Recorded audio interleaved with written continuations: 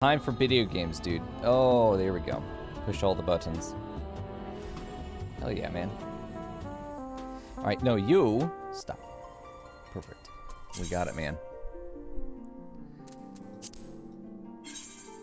Someday there's gonna be no queue. Someday. Uh-oh.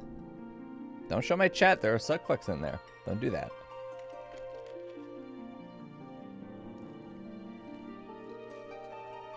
There we go. Hello? You got Marauder to 30 today. And the Warrior Soulstone with it. Nice. And Lancer is up to 25. Good deal. Yeah, what do we need to figure out what we're going to work on tonight. Also need to gamble. Always need to gamble. Here we go. Oh, I'm super spacey tonight. I don't think we're going very long. I think we're probably just going to do Final Fantasy and then end with marbles. Hello. There's Silver. He just remembered where I logged out. Yeah. I didn't remember where I logged out. There we go. Shout out to the big spooky ghost. Is that you, Fern? It's tall enough. All right. Perfect. You didn't get anything in gambling today. Oh no, Panda. That's fine. As long as we beat Cat. Listen, that's all that matters. You have to beat Cat. If you beat Cat, you're good. Bitch. We also, yeah, we have Stream Raiders running. I didn't forget it today, and there wasn't an update, so there we go. 9 minutes. We've got 9 dudes on the field. Oh, Christ. Oh, we're fucked. Wow. That's what I get for not being consistent about it. All right. There we go. Good luck with that, boys. We're fucking dead.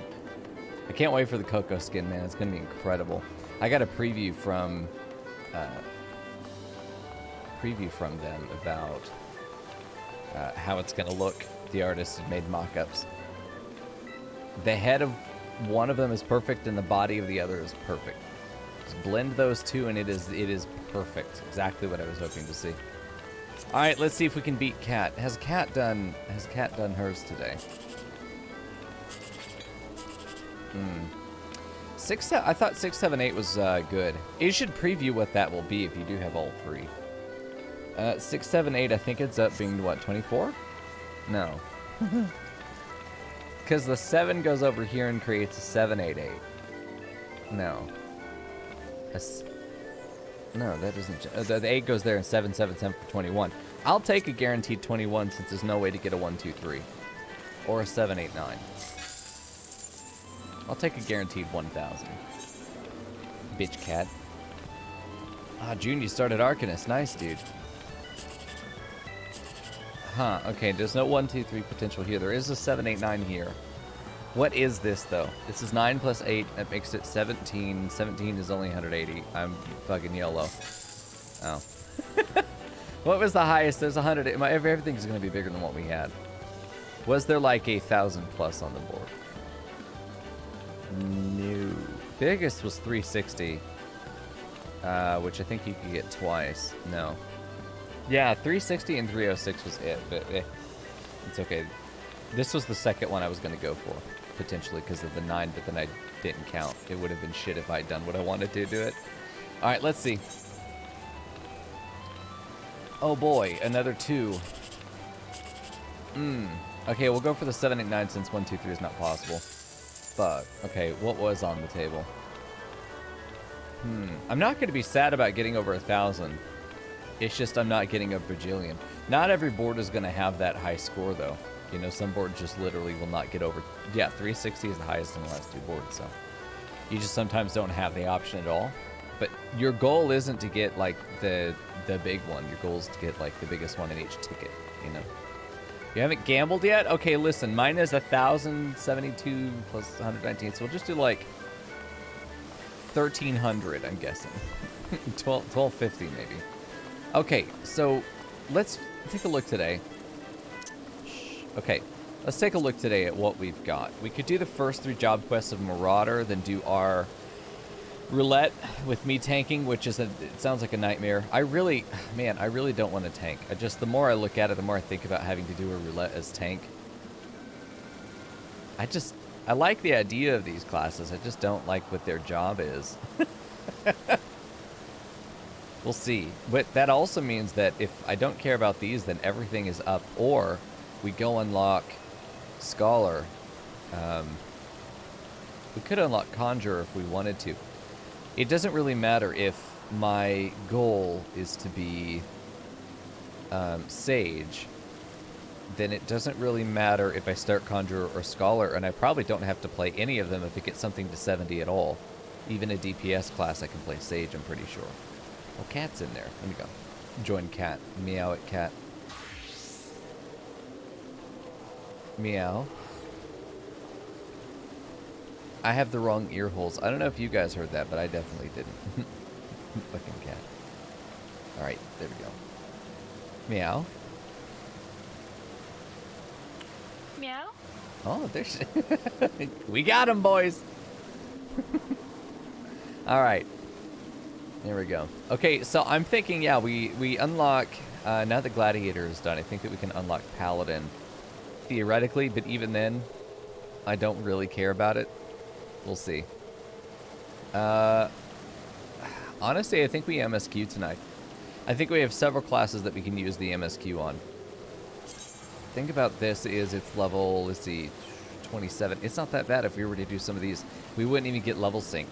So, I think we start with Summoner. I think we play some Summoner tonight. Or shit, you know what? I'm gonna let chat choose.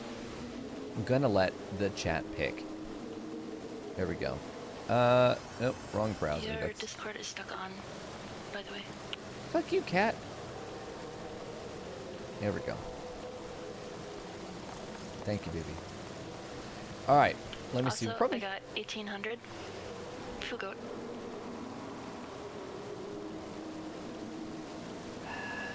Bitch. She's fucking cheating, I swear to God. Alright, which class? Okay, and then we'll just make this a standard one. We'll just go down the list. Monk. Hey, there she is. Dragoon, Rogue, Bard, Summoner. Okay, and I'll let you guys choose. We'll save this one. Which do you want to take into MSQ today? Your choice, chat. Your choice. There we go. 4, but you're biased. Oh, yeah. 4 is Bard. Nice. It's all good.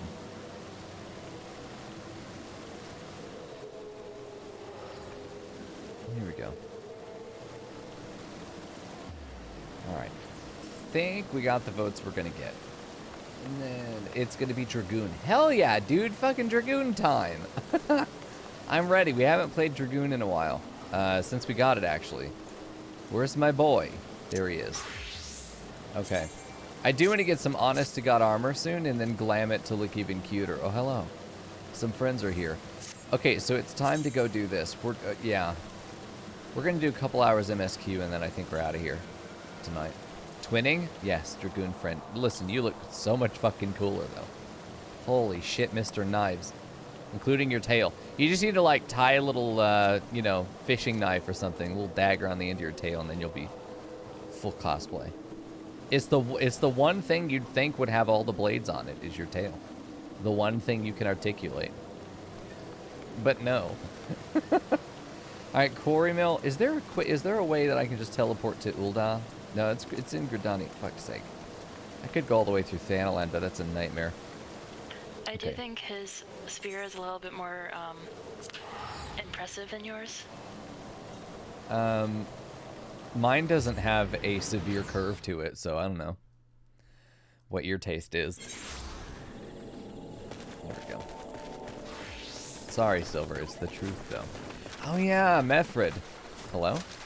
Are we blessing the river gods, the Fae of the river? Oh, Gill Farmers. Please bless me with unlimited money. For free. I'm paying for that shit. There we go. May all the faces you sit upon be warm. Alright, perfect. No cold noses. Please. Mefred needs your help to find a missing comrade. Yeah, it's been a minute since we did this. So these guys are from Little Alamigo. Or are they? I don't know. They've come here, seeking refuge, and they got basically the door slammed in their face when some dude needed their help. or they needed everyone else. These guys needed the town's help because one guy had been poisoned. Either been poisoned or become sick. I think he just become sick. It wasn't like nefarious. Okay, let's see. There we go. Yeah, I think it was Galleon. He's gonna probably be important because we've had 2 quests that are basically about him without really being about him necessarily. Adventure. Galleon has gone missing. He's nowhere to be found. He shouldn't be walking around, not with those wounds. Oh god. If he doesn't get the proper medicine and rest, his condition's like to deteriorate to where it was before, or worse. Oh shit. Oh, hi, cat. Look at her.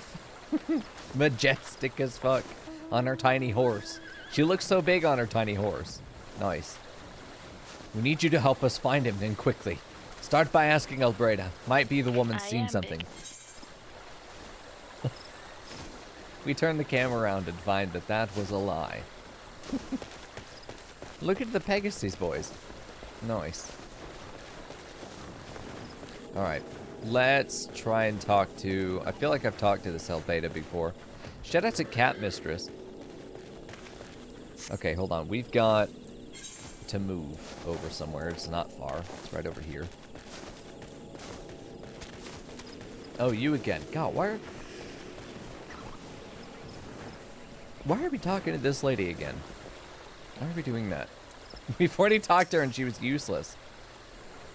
Finally. It's about time you came asking about Galleon. I watched him leave Quarry Mill some time ago, and he left me this sealed letter before he went off. Made me swear not to open it until someone came asking. The fuck? Why not? What is this? Oh, fuck. Listen, this lady was not helpful before, and now she's being the opposite of helpful now and then making us look like we're the assholes for asking what's going on. My brothers, I cannot be a burden cannot be a burden any longer. This is why I must leave you all. Do not worry for me. Just find your way safely to the little Mhigo. Blast it. Would that I'd known what he was thinking. I would have stopped this folly myself. A man approaches you with a letter that says, don't open this till they ask where I went, and then walks out the gate and you're like, oh shucks, I didn't know he was gonna be leaving. Like, come the fuck on, you dumb inebriated asshole. How do you not know that? And she's like, I would have stopped him if I'd known. You need at least 2 brain cells to catch that shit. Come on now. This is a character being dumb for the sake of plot. This is not good writing, fucking Albreda. Everything in this town so far has been kind of meaningless. Which we talked about last time. It's like pure filler to get us to know who these people are, but so far these people don't matter. So, we'll see. Maybe they will later, but that right there, that's not good. That's a dumb character for the sake of the plot. The love Galleon bears for his brothers is strong, but he's willing to sacrifice himself for them. Make no mistake, entering the woods on his weakened state is suicide. You didn't fucking think about that when he walked out? He's gonna be like hobbling out here half dead. You're gonna be like, okay, see you later. I wonder where he's going. If it's that obvious what he was doing, why didn't you actually do anything about it? That's kind of frustrating. I want to say something, but at the same time, I'm like, I don't know that I should. Then don't. I'll figure it out. Maybe I'm missing a piece. But just like, am I wrong? Just yes, no, am I wrong? No. Of course not. It's just... I was gonna say that these characters aren't important. Well, I mean, yeah, they're not written to be important. These guys are... They were kind of positioned to be somewhere that we know we're going to need to talk to them multiple times. In the first quest that was basically... Oh, hold on. Run around and talk to them 3 or 4 times and then come back to me. I could go have the conversation myself, but I'm not going to move away from right where I'm standing, so you're going to have to be the man who's going to walk 20 feet to talk to that person for me. Usually when you do that kind of upfront expositional and, you know, introduction to multiple characters like that, new characters, usually that's because you're just introducing the new cast of whatever arc you're on, but in this case, it seems like not. It seems like pure filler. Although maybe not. I mean, you really don't have any of the conflict here unless you run into those people and get their motives. We've talked to a citizen and an overseer kind of person, and then these guys. So we do have 3 parts of the sort of societal relationships, if you have enough to call it that over here. Anyway, out in the wilds, alone? That fool! That great big sentimental fool! Oh boy. My men and I will scour the wood. God, fuck's sake. My men and I will scour the wood for Galleon. Please help us find him before something terrible happens. Why? Like, how? But no one actually cares. If they actually cared, he would have never left the gate. Like, there was nobody watching this man who's deathly sick, who's deathly ill, and we're just like, nah, bro, we'll be fine. Fucking going for a walk. Come on now. Back in the 12s with a spear. I mean, times are good. Times are excellent. Oh, there.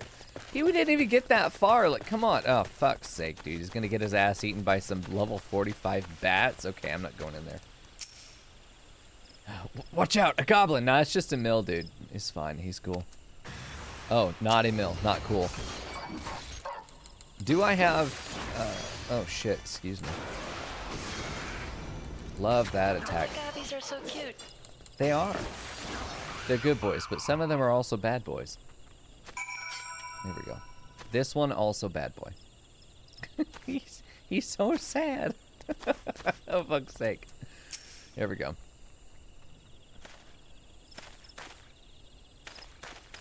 There we go. Nice. Phasing into the world. Galleon. Captain. But why? You should all be on your way. What do you take us for? We're Alamegans, and Alamegans never forsake one another. Hardships be damned. Remember the oath we swore, goddammit. The oath to reclaim our homeland. We'll set foot on Alamegan soil again, together or not at all.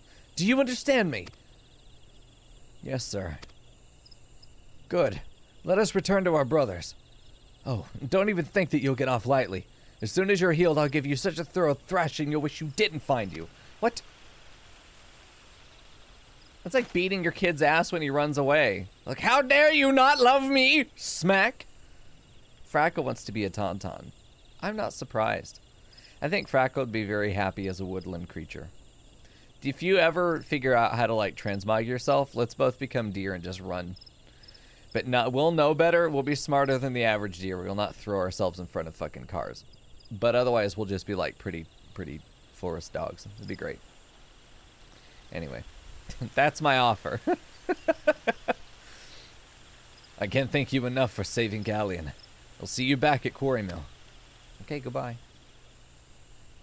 Jesus, like, why did they need my help with any of this? Honestly, like, I don't want to shit on the writing because it's not productive. You know, critique should not just be making the writers look or feel bad. You know, critiquing the writing is all about assessing what is and is not successful in its attempt, or what is or is not something that could be improved easily and significantly, right? Oh, Tonberry is what you meant. Yes, I agree. We can both be Tonberries. That'd be cute. Spriggan plus Tonberry equals plus Aldgoat equals Cocoa. That's the recipe for a Cocoa. Here we go. I have heard them called Tauntauns before. But no, I didn't make that connection at all myself. I'm dumb. Anyway, so the critiquing of the writing is more about just looking at the pieces as they were placed, the dialogue as it was designed to suggest things or to bring ideas and entities together. This whole thing has been purposeless because one golden rule about writing is that if it was easily solvable, we just needed the protagonist to do it, then it's not a significant or worthy problem for the protagonist. Unless it's meant to show something else. If the whole point is that they're not able to solve simple problems on their own, if that's the point, then yeah, that's good writing. Because that's what we need to see. But it needs to be made a point of in the narrative. What we've seen so far is a man unwilling to walk 20 feet to go talk to people, sending me as a surrogate, only to get the same answer he would have gotten himself, And then after going out and doing an incredibly trivial pickup, coming back, giving them the medicine they need for this guy, he goes out, wanders into the woods, presumably to kill himself, because he thinks he's a burden to the rest of his team. And then they go out looking for him like a lost child. I go out looking for him like a lost child. And within like a quarter mile of the town, there he is, predictably. And obviously I had a quest marker directly where he is. You know, within the narrative, nobody else knew what he was. But I have that bunny protagonist ESP, so I know. I have a radar for quest objectives. So it's not quite fair to criticize it in that way, but still, he's so close. He wasn't moving. He wasn't a mobile target. It should have been very easy for them to go out and find him, and they kind of were. I don't know. None of this has mattered. And all of that just to get him to go back into the fold. If Galleon mattered, this might be good. If we're setting up for Galleon to matter, then this might be worthwhile. But for the most part, these quests just don't have a narrative function. They don't do anything. This is definitely just filler quest, unless Galleon ends up being an important character in the next arc, but I doubt that. Maybe he'll be someone that we see in the future, and we'll be able to look back on this and say, wow, no, yeah, I'm glad we invested in them. But you can't have a major you can't have a character that has no relevance until a detached point in the future. If you just write a character purely for the sake of Deus Ex Machina later on to be like, oh yeah, that character we forgot about because there was no emotional investment, there's going to be no emotional payoff. It'll actually be an anticlimax. Because rather than having an emotional payoff when whatever happens, happens, if they just come in and swoop to save the day because they owe you a debt, you know, out of nowhere, Deus Ex Machina is anticlimactic, and that is the worst thing, man. Shout out to Weenie Butt. Where the hell is Weenie Butt? Oh, there he is. Nice. Shout out to Weenie Butt. This has nothing to do with what you're saying, but did you get your minion? Yes. He was looking up at me. I feel bad. Okay. No, I'm taking Koala off the list. The Koala fucking weirds me out. He looks like people. Okay. I'm taking you off the list, too. You're both fired. Hold on. Where is my... Oh, Panda. We haven't had Panda in a while. There we go. Get up here, bitch. All right. Hold on. Minion guide. The Koala just looks like people. I can't do it. He has a Santa hat, which is not fucking cute at all. Rudy is the only cute one. Here we go. Come here, bitch. There we go. No. Look at him. I had a dog that looked like this, except blonde. So fucking cute. Pomeranian. Back when I was in, like, middle school and high school. Man. We had to rehome her when we moved. It's been long enough. I don't think she's still around. She was such a good dog. We have a picture of her when I was making a presentation in middle school, and it was one of those, you know, cardboard tri-boards. And I had it open, and Mom was taking a picture of it. And I was standing there. I was like 12, 13.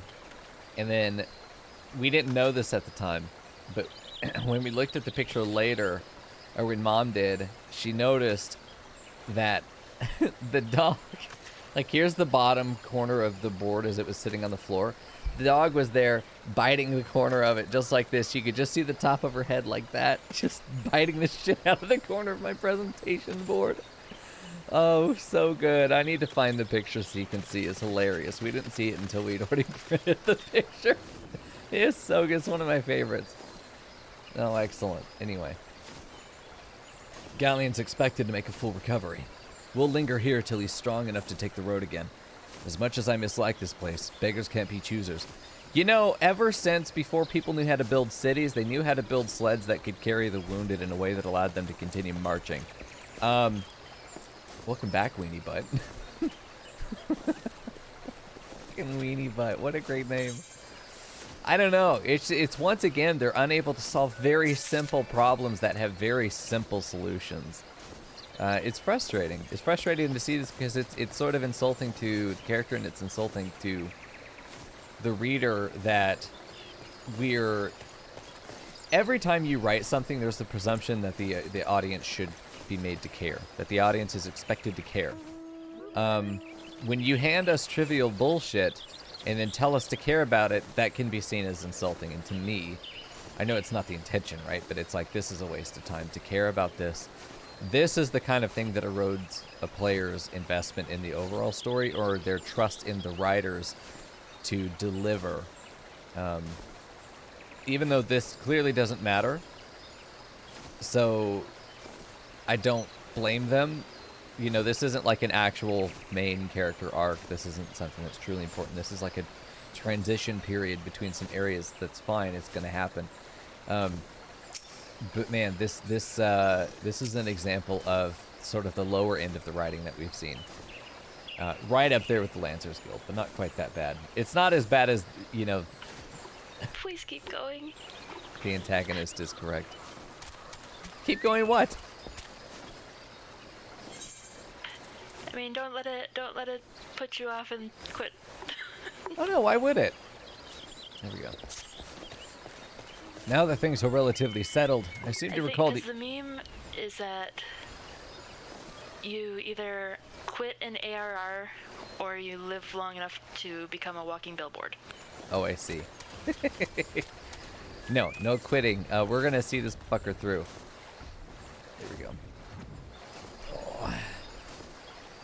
Now that things are relatively settled, I seem to recall that you wanted something of me. Yeah, after all this trivial bullshit I've done for you, I have some non-trivial, not bullshit that I need from you. You've proven a true friend of my people. I have been a gopher for about an hour and a half.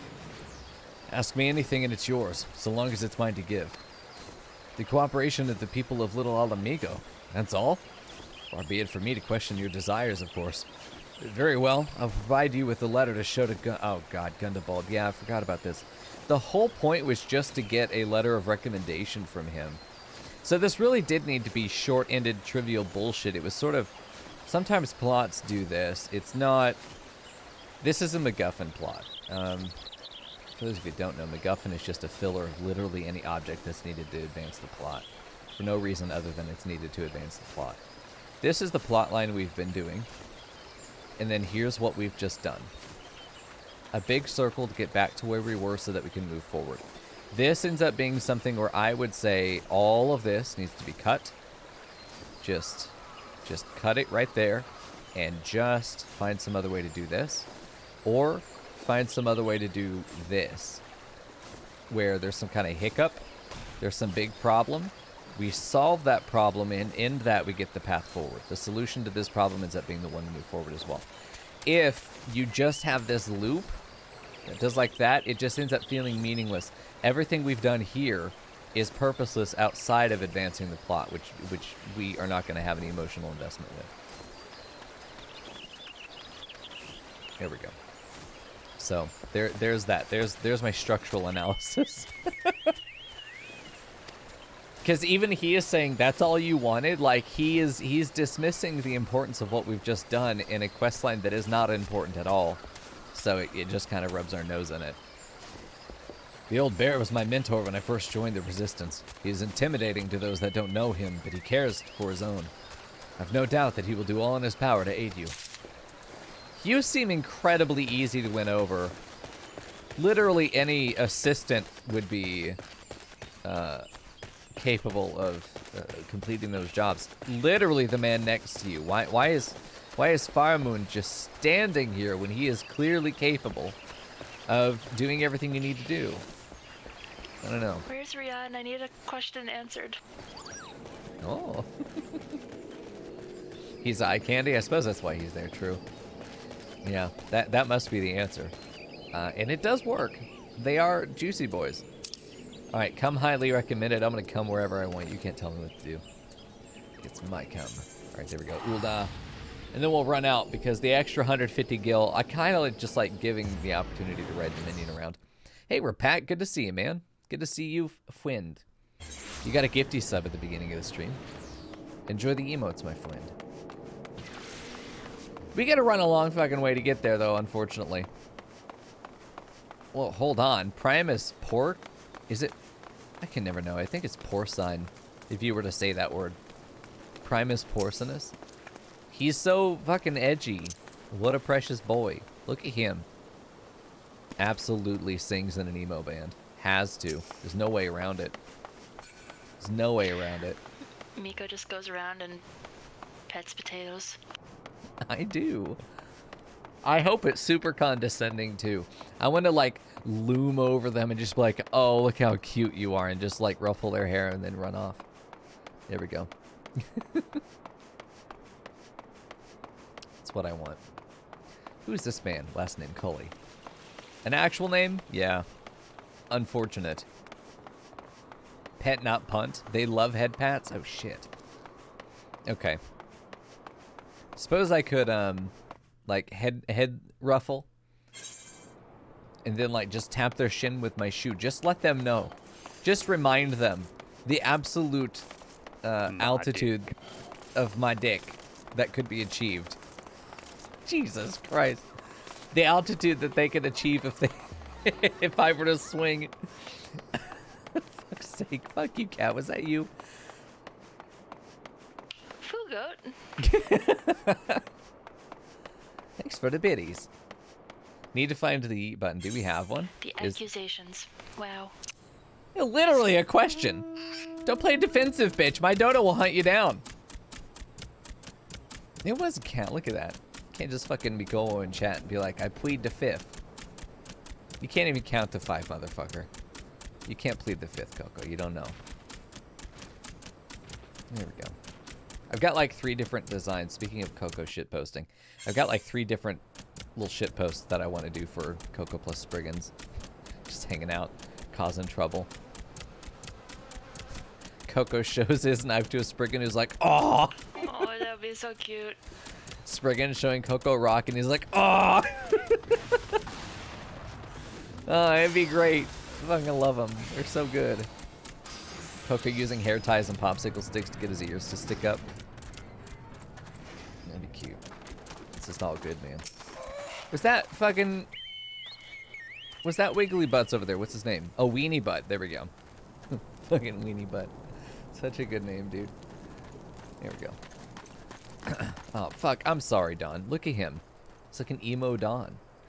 He's almost got like those tattooed teardrops on his eyes like he's killed a man in prison, which honestly, I wouldn't be surprised. Why have you returned? You were not welcome here. I thought I made that clear. You did, but also I can't read. Help. You spoke with Mefford? It has been so long since I last heard from him that I feared him dead. 12 be praised. Whoever you are, Mefford sees you as a friend, and any friend of Mefford is a friend of mine. I know this masked stranger you seek, and I will tell you what I can. Oh shit, good. Yeah, we were hunting down a dude in a mask, which apparently those don't exist, even though there's one right there. Yeah. Oh, nice dodo. Excellent dodo. Cool. All right, let's see what we get here. More dye. Every one of these quests has been giving us dye. Pretty good. An outsider resembling your masked stranger has reportedly been appearing near Little Mhigo of late. What's more, it seems that some of our young bloods are meeting him in secret. No doubt you'll want to question them about their trysts, but they are not like to yield the information readily to an outsider. If you tell them I sent you, though, they may feel well obliged to talk. Yeah, I was gonna say, I'm not going through another, like, proving myself a friend of Little Mhigo quest. Just fucking tell them to spill the beans. I've earned it. Gunnabald sent you. Listen, I told them it was a bad idea. All that tripe about believing the masked man and... Oh, you didn't know anything about this. Why didn't you say so to start with? You can't throw the old bear's name around like that and expect me not to thank him in for it.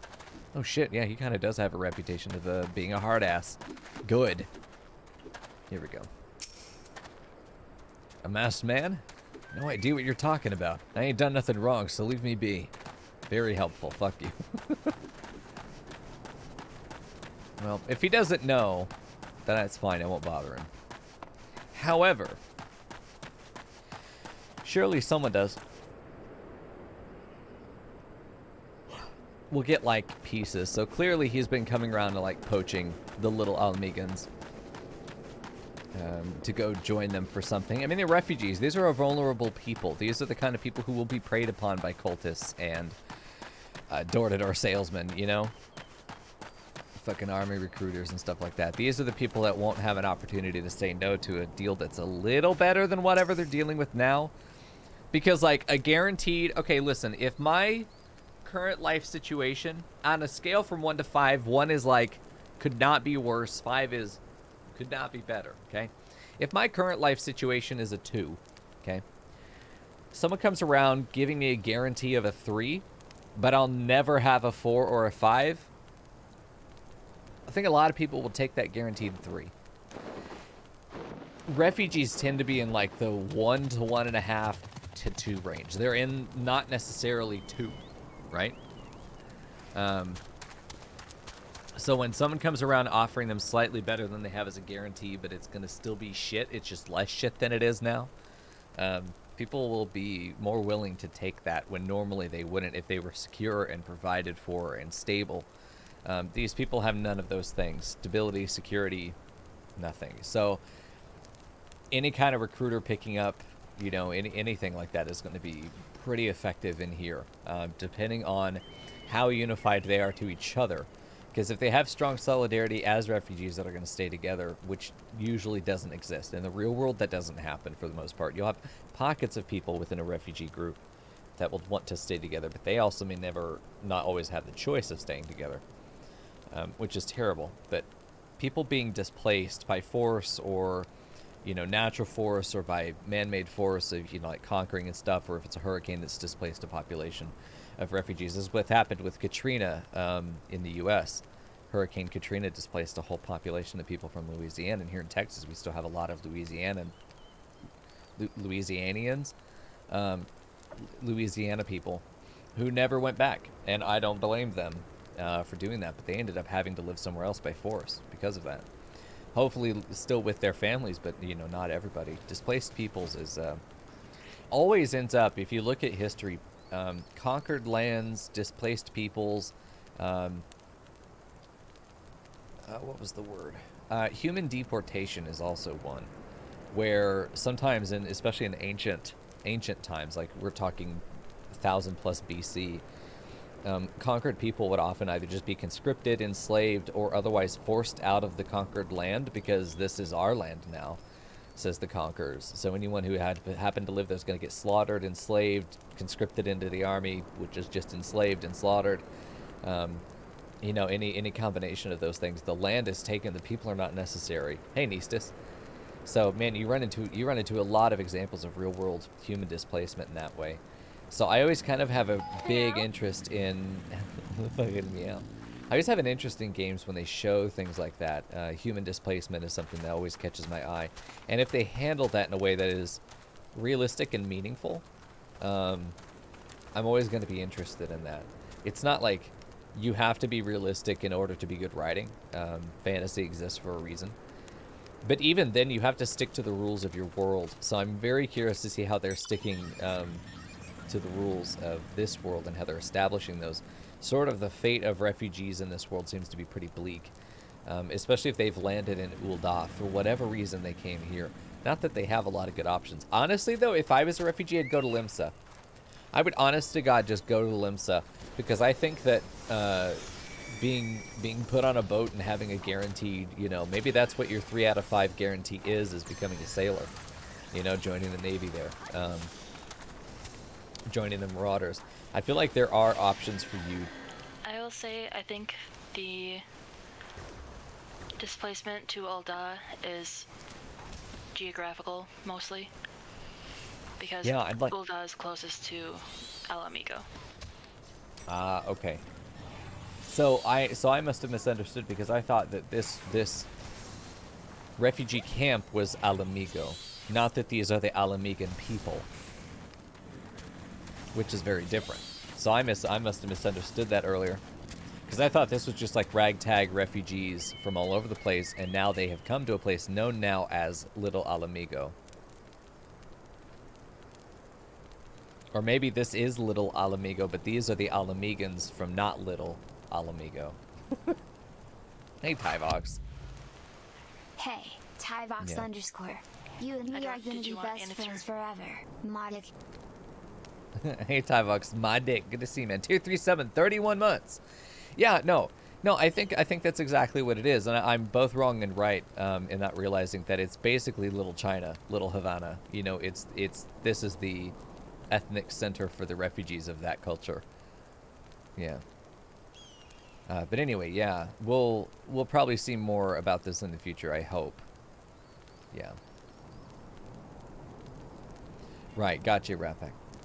Perfect. So, yeah, that's interesting. So there is sort of an ethnic...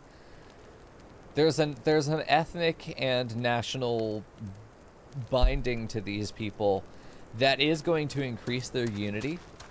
And their unity is going to be... shout out to Cash Crit. Their unity is going to be their best protection against poachers and exploitative forces like Ul'dah. Ul'dah is going to see them as a free labor source, an exploitable labor source. Since they don't have money, what they do have is labor. And these people seem to be, across the board, pretty physically fit. They fit the exact type of people that would be press-ganged into service, press-ganged into labor service, or military service, both of which seem to be very, very important for Ul'dah, which is set up as what looks to be an unregulated capitalist economy, which means there has to be, it cannot function without the exploitation of people. It cannot function with unlimited upside and a priority of profits unless it is paying the bare minimum into all of its infrastructure. So that's why the Little Alamegan refugees, I'm very interested to see more of these guys. We'll see. Anyway. What? Have I been meeting any masked men lately? Let's see. Nope, can't say that I have. But I'll be sure to tell my friends that you're looking for him. I don't think he and I were having the same conversation there, but like, wink to him. Perfect. There's been a bunch of skulking about right suspicious like, but I've got nothing to do with it. For a second I read that as table bot. Me too! Table. I know trouble when I see it. And that there's trouble. Mark me. Oh, shit, he's very Scottish. We're going to move on from there. Okay, given what I have been told in the dialogue, I've been told I don't know nothing by two people. One person said basically what we already knew is that the masked man is poaching people. And then another guy said, yep, that's suspicious. So these guys have actually told me nothing. Alcohol's not sitting well. Oh no, Nistas. That's not good. It's time for water and bread. There we go. Live the life of Goose. Perfect. Alright, Gundabald, what do you got for me? Get your fucking chocobo out of here. You're not too good that you can't just walk a little bit, you green bitch. Do not water the bread. That's how the ducks do it, dude. They know something we don't. So, you have indeed confirmed my suspicions about a masked man. That is most troubling. Whatever the young ones are scheming, it can lead to no good end. There's an anger inside them. I can see it in their eyes. I ought to know, for it once burned within me as well. Yeah, displaced people being angry about their scenario because they are victims. And, you know, they are where they are. They are who they are, usually at no fault of their own. They are the victims of someone else or something else imposing its will upon them. So yeah, there can be an anger, there can be a desire for retribution in that way, or some kind of return to normalcy, some kind of wish for justice. And I think for younger people, they're more passionate about that sort of thing. So yeah, this absolutely makes sense. And it's interesting that they are exploring that. I mean, I'm glad that they are. They're not letting these refugees just be tokens.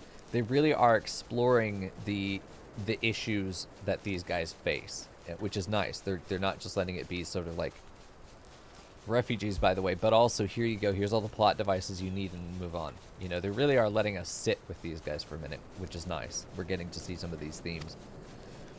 2 decades ago, that same anger drove me and my brothers to rise against the despot who ruled Mhigo. Naught would do but to depose him and usher in a revolution, a violent revolution. Almost never ends up working for the civilization that does it. Well, we got our revolution all right, but it cost us our freedom. Yeah, usually whoever replaces...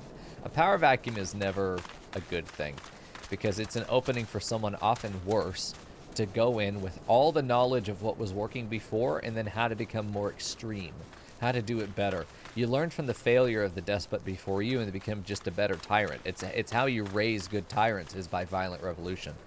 Non-violent revolution is less fun, less romantic, in the sense that, you know, we like to see cities burning down in the history books, but actually doing that is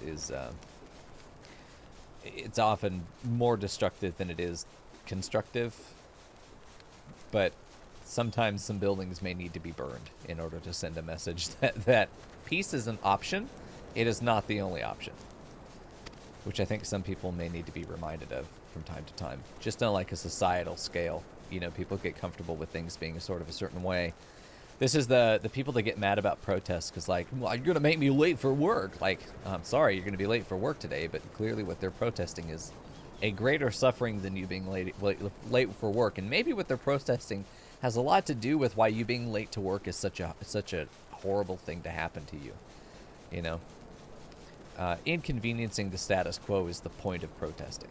You know, but to what extent does it impede or interrupt versus damaging long term and destroying?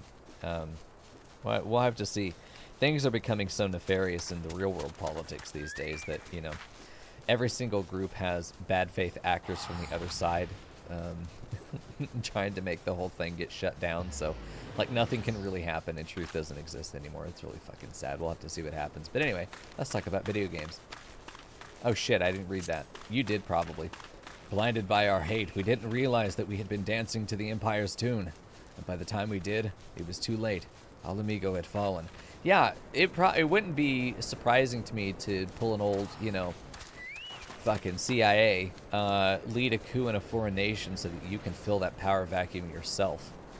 Install your own leader that's going to be sympathetic to your ruler, your investment there.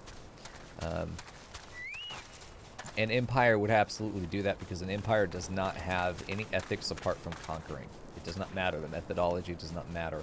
An empire will conquer. The rules are for the leaders to impose on the led, not the other way around. There we go. There are times when a man must be patient. Now is such a time, though the young ones know this not. Unless we intervene, they are like to commit great folly. If you learn aught of their plans, I would think you to bring word to me. Yeah, you got it, dude. Give me the die. I'll take some spine drops, whatever the fuck that means. Nice. Wait, you again? Oh, here we go. Tremthing. What a name, dude. Whoa, some of this stuff looks like it could actually be an upgrade. Anything yet? No. Okay, I will definitely take the heavy iron armor, though. Paladin, Warrior, Dark Knight, Gunbreaker, Marauder, Gladiator. All classes. Disciple of War, which is what we're wearing now. We'll just take the elegant silver piece. Stuff to your head with the armor. Wait, say that again? You can't equip a headpiece when you wear that armor. Oh. Oh yeah, I see that. The good thing and the bad thing about all of the text basically not mattering is that I don't have to care, but then I will not ever look at it either. So when it does matter, it will go right over my head.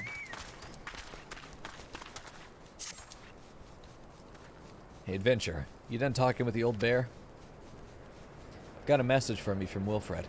Lad's something of a leader among the young ones here. Oh shit, he's super old. Never mind. He's impressed that you've won over Gundabald. What's the word with you? He says he'll be waiting over at the craggy area north of here. Okay, it's probably bait, but let's see. Look at, he tries so hard, he flap. What are you making him do that for? I mean, I'll make the dodo. Oh. His face.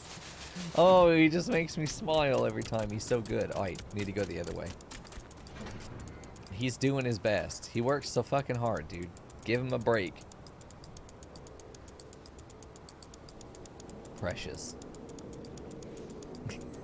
His face. He's so unhappy about having to carry my ass. There we go. That's a fence, dude. There we go. We'll just go around the long way because I don't know the way out north. He's such a good boy. He's a precious boy. I fucking love the Spriggan.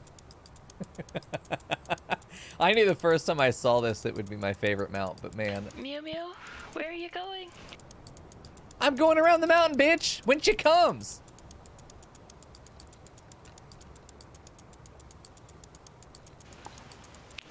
Don't do it. I know it's about to come out of your mouth. Don't even fucking do it. You know I'm not wrong. Bitch. Fuck you, cat.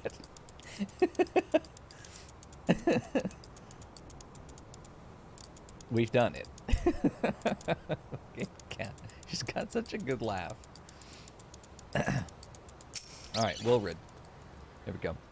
Thanks for coming, friend. Oh, I don't know that we're friends, but we can be. Hello? Oh. Thanks for coming, friend. 'Tis no ordinary outsider who gained the trust of the old bear. That's why I wanted to meet you, to discuss something in private. Tell me, gee, can you fucking not in the background? Tell me, why are you snooping about? Did the Empire send you, or someone else? Corel got your tongue? Huh, no matter. Whoever it is you work for, your meddling ends here. Oh, come on, I knew it. Really? They're gonna kill, I'm killing refugees because of a misunderstanding? Explain, what the fuck?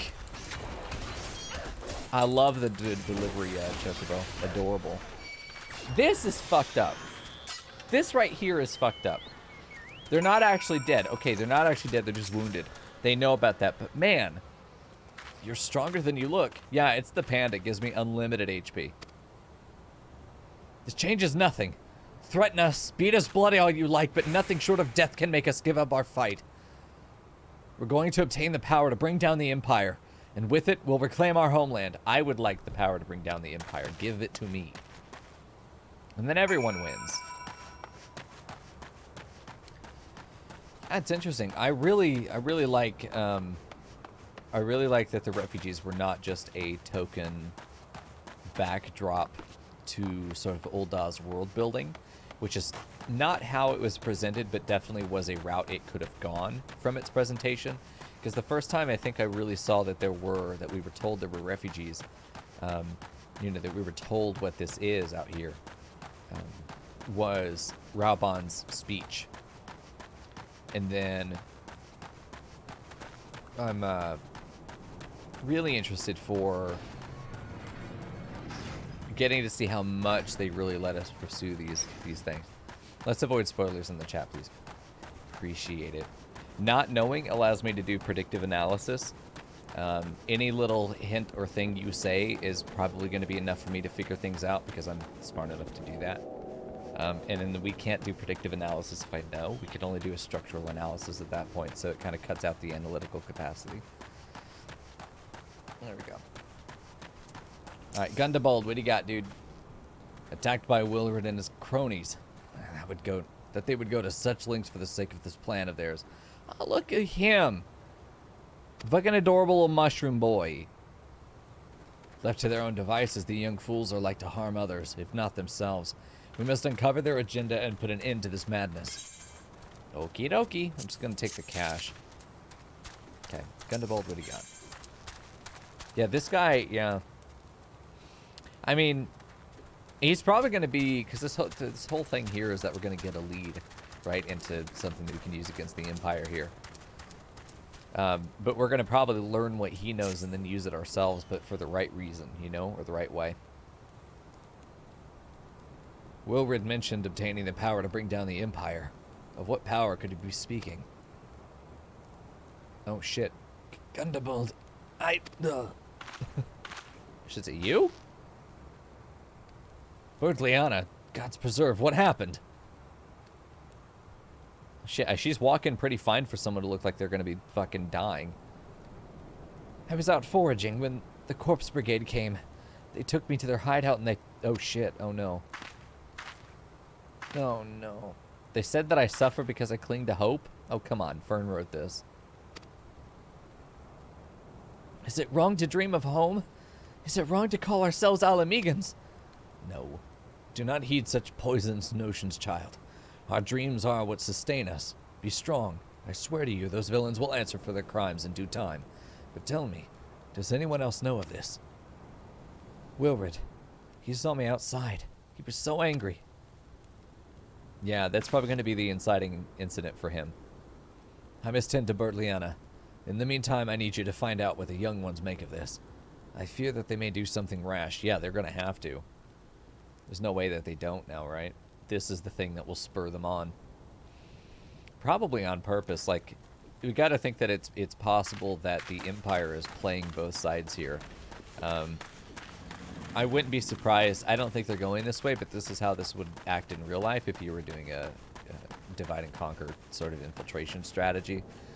Is they would have spies on both sides, people infiltrating both of these local groups. That would help to foment unrest between the groups and then have them come to blows. And then once they are fully divided and at each other's throats, the spies withdraw, and then the Empire moves in to take over the winner after the winner kills the other guy. Mind. Bitch! Fucat! Oh. They'll have the two groups weaken each other and then come in and swoop up the survivor and then conquer or kill them themselves. It just means that every time they have to go and do some kind of conquering, the people are going to be much more ready to be conquered. They're just going to have much less resistance. All right, let's go talk to Riled Lass. What those animals did to Bertliana is unforgivable. And to think they took down on us. Oh, look, sorry. Well, I'll suffer this humiliation no more. I'm with Wilred in the bitter end. I'm not afraid of a few lizards. Oh shit, well, off she goes. Ascertain the youth's intentions. Well, listen, do we have to? Okay, this is clearly for, like, the younger players. Should, like, have a little... We're gonna grab some clues about what we think is gonna happen next. Always check behind the board, you never know. It's a clue. It's like a fucking Blue's Clues is what it is. Like, how do we not immediately know the answer? Why is there a whole... There's a quest structure written around us. It's upstairs. There's a quest structure written about us getting clues about an obvious thing. Like, they're gonna go murder them. There's gonna be a fucking massacre, and then the Empire's gonna move in and scoop you. With or without the Empire doing it, you know. That's definitely how that's gonna go. Riled youth. He didn't look too riled to me. He looks like he's doing fucking inventory. Maybe, but you don't have all the clues yet, bitch. You know what? True. It could just be wild clowns. Who knows? If this plan succeeds, we'll have the power to lay the Empire low, to change the world for the better. A few refugees are not going to be able to lay an Empire low, even with, like, fucking nuclear technology. You're just going to fuck people over. You can't threaten empires with nukes. You have to use them. And they have more nukes than you do. It will be mutually assured destruction. There is no bringing an empire low. You have to just beat their armies. You have to sap their strength and have their empire crumble. They have to destroy themselves. That's how empires fall. They collapse. They can't be destroyed. They have to collapse on their own. You can do things to chip at them, unless they're just being metaphorical and they're talking about some kind of political truth that is going to undermine the empire, because that could work too. The assassination of Caesar was largely the start of the downfall of Rome, not necessarily the end of it. But man, absolutely possible that we get some kind of like political intrigue here, because some kind of nuclear option has to it has to surpass their arsenal. They cannot be able to retaliate in any meaningful way. So it has to be advanced technology. These guys are not going to be able to do that. Or it has to be some kind of piece of information that is enough to destabilize the politics of the empire enough that it crumbles. Because opportunists within the empire are always going to be looking to lead the empire. That is the one thing that non-imperial people have the opportunity to abuse. It works the same thing in any empire. It works in real world too, especially modern even still. It's probably the biggest way to defeat a country is actually through political destabilization rather than an actual like military engagement. Military these days is mostly for show. And then for conquering. It's really it. You're either conquering people who can't resist you, or you're just like posting up and then playing political games about it, because you posting up to another superpower ends up being really good news for you back at home, because it can make you look stronger. It'll rile people up so that they are more willing to defend the homeland than they stop looking at the other atrocities you're committing there. You know, we'll stop looking at the needs that we have as people if we're worried about Russia trying to come in and fucking storm the California coast or some shit, you know. Distraction. Yeah. That was the plot from the Halloween event, Scary Clowns. I didn't end up doing it. I forgot to do it. What was the reward for that, Rapik? What was the reward for the Halloween event? I think it was a hat, wasn't it? I can't wear those, so that's sad. Might be as Gundabald's content to eke out an existence in this musty old cave, but I'll be damned if I'm going to spend the rest of my life here. Now, where in the seven hells did I put that bloody map? Oh, I need that map. Don't you walk away. Your inventory's not done. Fuck. Yeah, here's Wilred. We're going to talk to him last if we can. I feel like I'm missing something. There's got to be one more clue around here. It's going to be a letter of intent that says, we're going to stab all the men. Teehee. I do want Wilred to be the last one we talk to. Because I feel like that'd be a better climax. Let's probably zoom in here and see sort of... Oh, it's in the other area too. I was going to say, I'm pretty sure I didn't miss anything downstairs, and there isn't anything upstairs. I'm going to go check the other side. A full scary clown outfit. Oh, I'm glad we don't have that then. That's not cute. We only wear cute shit. Here we go. Oh, Jesus. Sorry, guys. I fucking hate it when streamers yawn when I'm watching. Fucking hate it. Especially if they're like the loud yawning. That I will instantly leave and unfollow. I do it every time. I hate it. Come on now. Where's the man? Probably behind the tent. There's like yeah, there's some suspicious... Oh, a fucking map. That's where he left the map. There we go. There we go. What did you miss? Cooking some chicken. We did some filler quests. We were talking about the nature of displaced people and refugees and how they can get exploited by larger societies. So I'm really glad that we're sort of exploring those themes here with these guys, because usually in games that have refugees, the refugees are just sort of a token population in the background. They're a plot point. They're not really thoroughly invested. They're not a meaningful addition to the story. They can almost be just removed. Usually it's a consequence of some other thing, but they don't really matter in a sense other than, now we've got some refugees. What are we going to do with them? Scoop, scoop, scoop, and sweep them under the rug, and then like an hour later in the game, they don't matter anymore. Most games, refugees are just not meaningful, and they don't get explored very much, apart from life sucks as a refugee, you know, which is not, that's not substantial. That's not a fair exploration of the real struggle that refugees have. It's a loss of identity. It's a loss of purpose. It's not just a physical displacement. It's an emotional, societal displacement. And that people intrinsically have an instinctive connection to places. And while even we as a very mobile modern people, we still have the difference between a house and home. We still have a concept of a place that has roots. And most people will desire some kind of roots. Some people will gain a familiarity and a fondness of a particular place that if you were to be forced out of that place and unable to return, there would be mourning for that place. There would be a loss that would have to be mourned. For Louisiana people that got, you know, moved out, that had to evacuate from Hurricane Katrina and then did not have a home to go back to, even once it was rebuilt, it would never be the same place again. That place is permanently lost in the way that they knew it. And there will never be a true renewal of it. Though the destruction and the rebuilding of societies, and well, not societies, but communities, can still be a beautiful thing, and usually in the future will become a beautiful thing. We'll find the good in it, the silver lining of it, you know.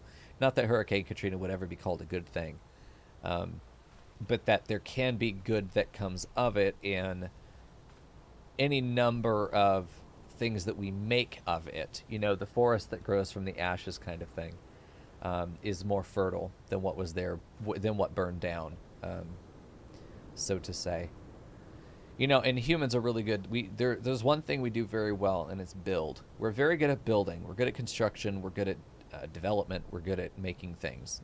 So that's what people are going to do. And whatever was there before was probably old buildings, which are great historically, but it's a chance to really upgrade and modernize. It's a chance to improve and hopefully prevent that from happening again until, you know, the sea level rises to the point that it ends up underwater anyway. There we go. We are also good at Bakum. That's true. We are very good at Bakum. We're like, here's the thing. We are the kids that love to both build and kick over sand castles. Usually it's other people's, but I think there's just as much a you have a good point, Ficus. I think there's just as much an instinctive desire to see things burn and be destroyed. There's a satisfaction and a catharsis in destruction, but there's also a purpose in renewal, and that's why like the yin and the yang exists, right? There is the equal opposite forces at play always. That I mean we could go all the way through fucking religious theory if we wanted to, but I just love the idea that we have the duality of man. We love to build and we love to Bakum. That's all good, man. Let's see what Wilred is planning. I mean, he's relatable to me because there's something for all of us to be upset about these days, in the sense that the way things are going right now and the ways that things have been going since basically Reagan took office, that was the real marker of the downtrend. At least here in America, I mean, I think that there's a lot for us to be upset about. There's a big society cascade failure that we are currently experiencing. It's going to be slow. It's not going to be overnight, but we are experiencing a cascade failure of the American society and its systems to supply its people with a living and a purpose and a meaningful opportunity. We're experiencing that. And I think that there's a lot of anger because of it. And there's been a lot of anger because it's not just since the 80s. There's been a lot of anger from a long time about the injustices in this society that are not being addressed meaningfully. They're being swept under the rug, or they're being patted on the head. You know, companies are doing like hashtag BLM, but then not actually making any meaningful changes. Like the same companies that are doing child slave labor in Africa in order to get the materials for their company are doing, like, you know, Black Lives Matter on their Twitter. You know, you can't have both. You really can't have both. There's just a lot of anger about these. The problems we have are not hard to solve. They're not difficult to solve. We could live in a literal utopia. The resources that America has, everything. We could be living in a literal utopia, but a few greedy people have ruined it all. And then enough corrupt, greedy people who would otherwise have done the right thing were allowed themselves to get bought off. And then now there are no protectors. Nothing. The protectors are now the threat, and it just ends up creating this entire situation where now that the people are sort of more willing to realize how fucked everything is and are seeing it and more willing to react to it, we're seeing a whole lot more Wilreds in the world. So it's interesting to me to see how they're going to handle this in the story, because the way that Wilred is treated by the writers is very much their message to people who feel the same way. That's how stories happen.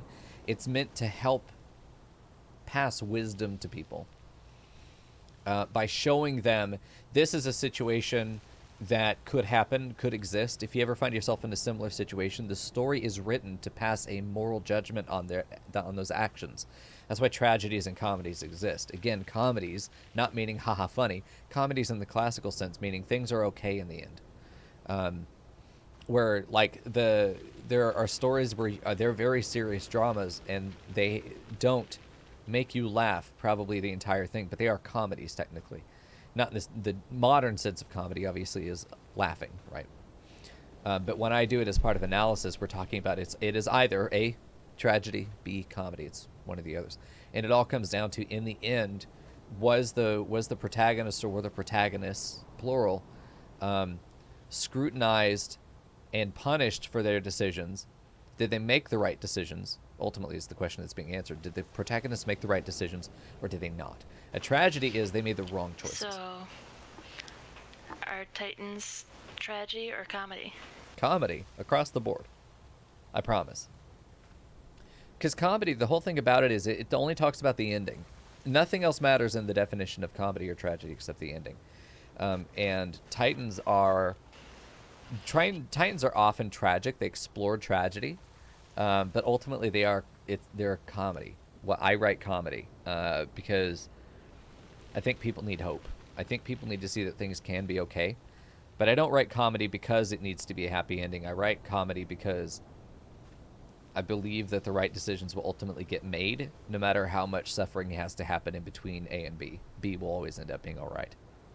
I think that it's important to go into a story knowing that things are going to be okay. Even like Nier Automata is a comedy. It's not a tragedy. It's a comedy. It really rides the line, but it's ultimately hopeful.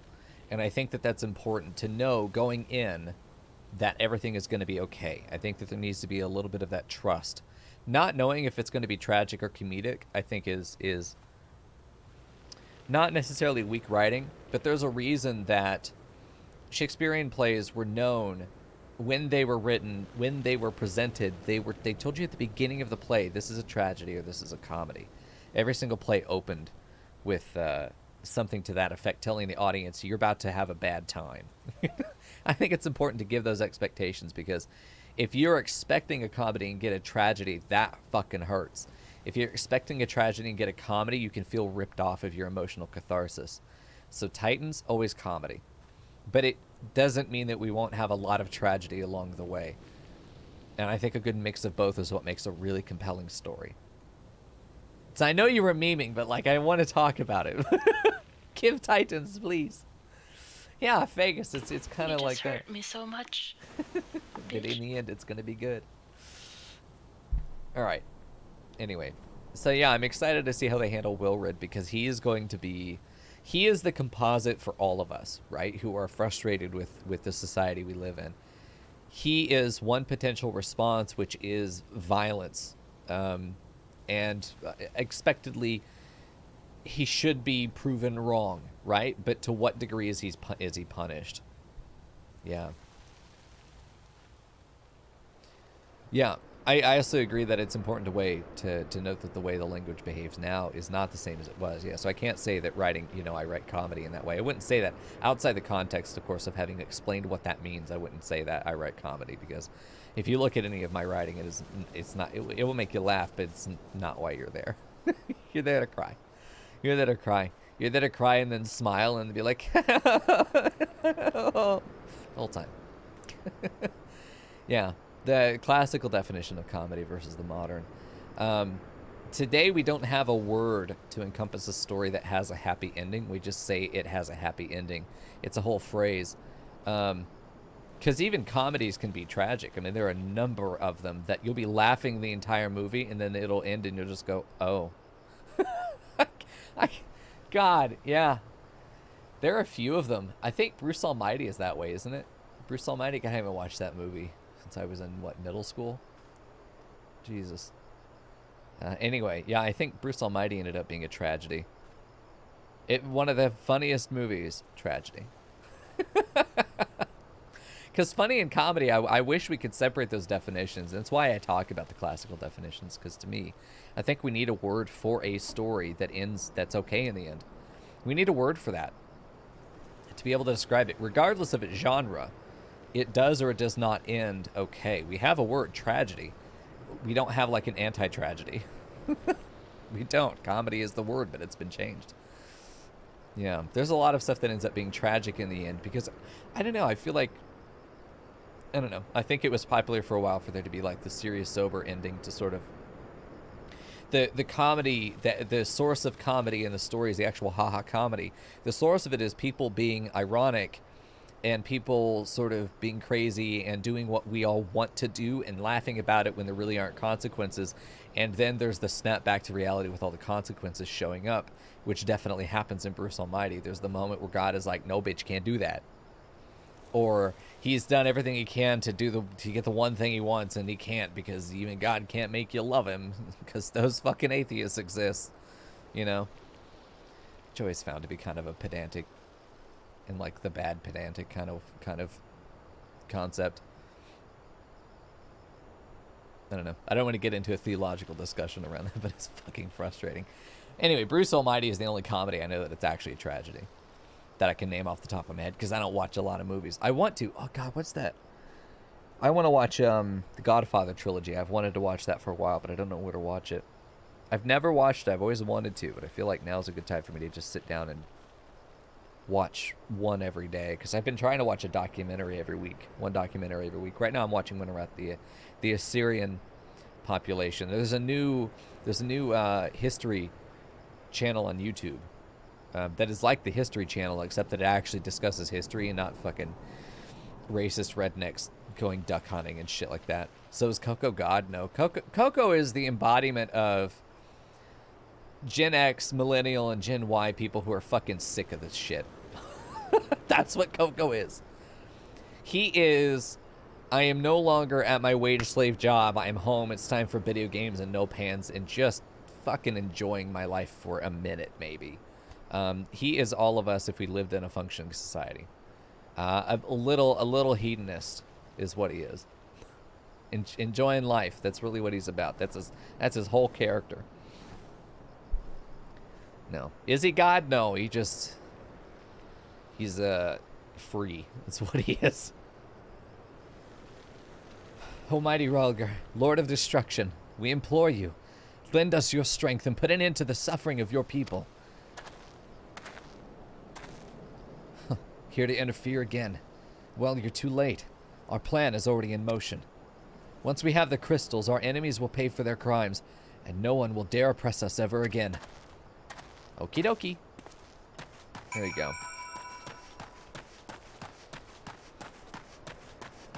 Not surprised. Only surprise here is going to be if it doesn't go the following way. He gets there and, wow, man, I don't know. There are two big ways this could go.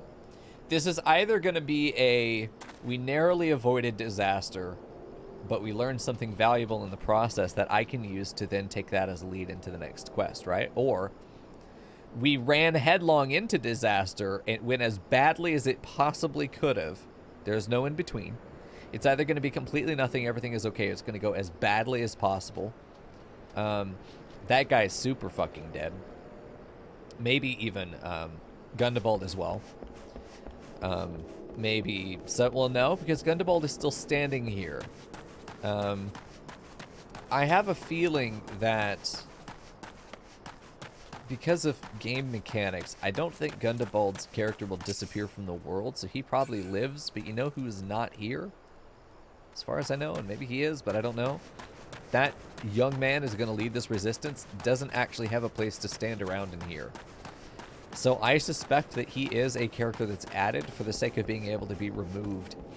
And Gundabald will stick around and sort of lecture us about how... Yeah, okay, so my official prediction, if you will, I think the way this is going to need to go, more because of metagaming the game's mechanics than actual writing. It could go two ways. So, okay, let's just do the proper analysis. We're either going to narrowly skirt disaster and get some kind of lead from it, and then we leave here before things get real fucking rough. Or it goes as badly as it possibly can. And in the process, we either get more information about our threat, we get the lead anyway. We're going to have to walk away from this with some information that ultimately allows us to continue forward with our resistance against the Empire, our establishment of a resistance to the Empire. We're ultimately about to finish this. We are at the climax of this storyline here. And I think it's going to go the way of as badly as it possibly could. I think that guy's going to end up having to get killed. We're not going to stop this from happening in time. Or if we do, he ends up getting banished or something. Like, it still could go either way, but I see this being tragic. I think this needs to be tragic. I think if this ends up being okay in the end, in the sense that the I can't remember his name, Wilfred or whatever, Wilred? I don't remember his name. William. We'll call him William. If William ends up not getting punished and killed, I suspect it will feel like a weaker end than him having to pay a mortal price for jeopardizing everyone here. Not because it's what he deserves, but that violence usually leads to violence, and the leaders of a violent resistance usually do not get to walk away alive. Those are the real-world illusions that would be made there, so I'm kind of expecting to see that here. Though we'll see. Let's just see. Gone. The whole lot of them? Then it is as I feared. They mean to take matters into their own hands. But what exactly is it that they mean to do? Something about crystals.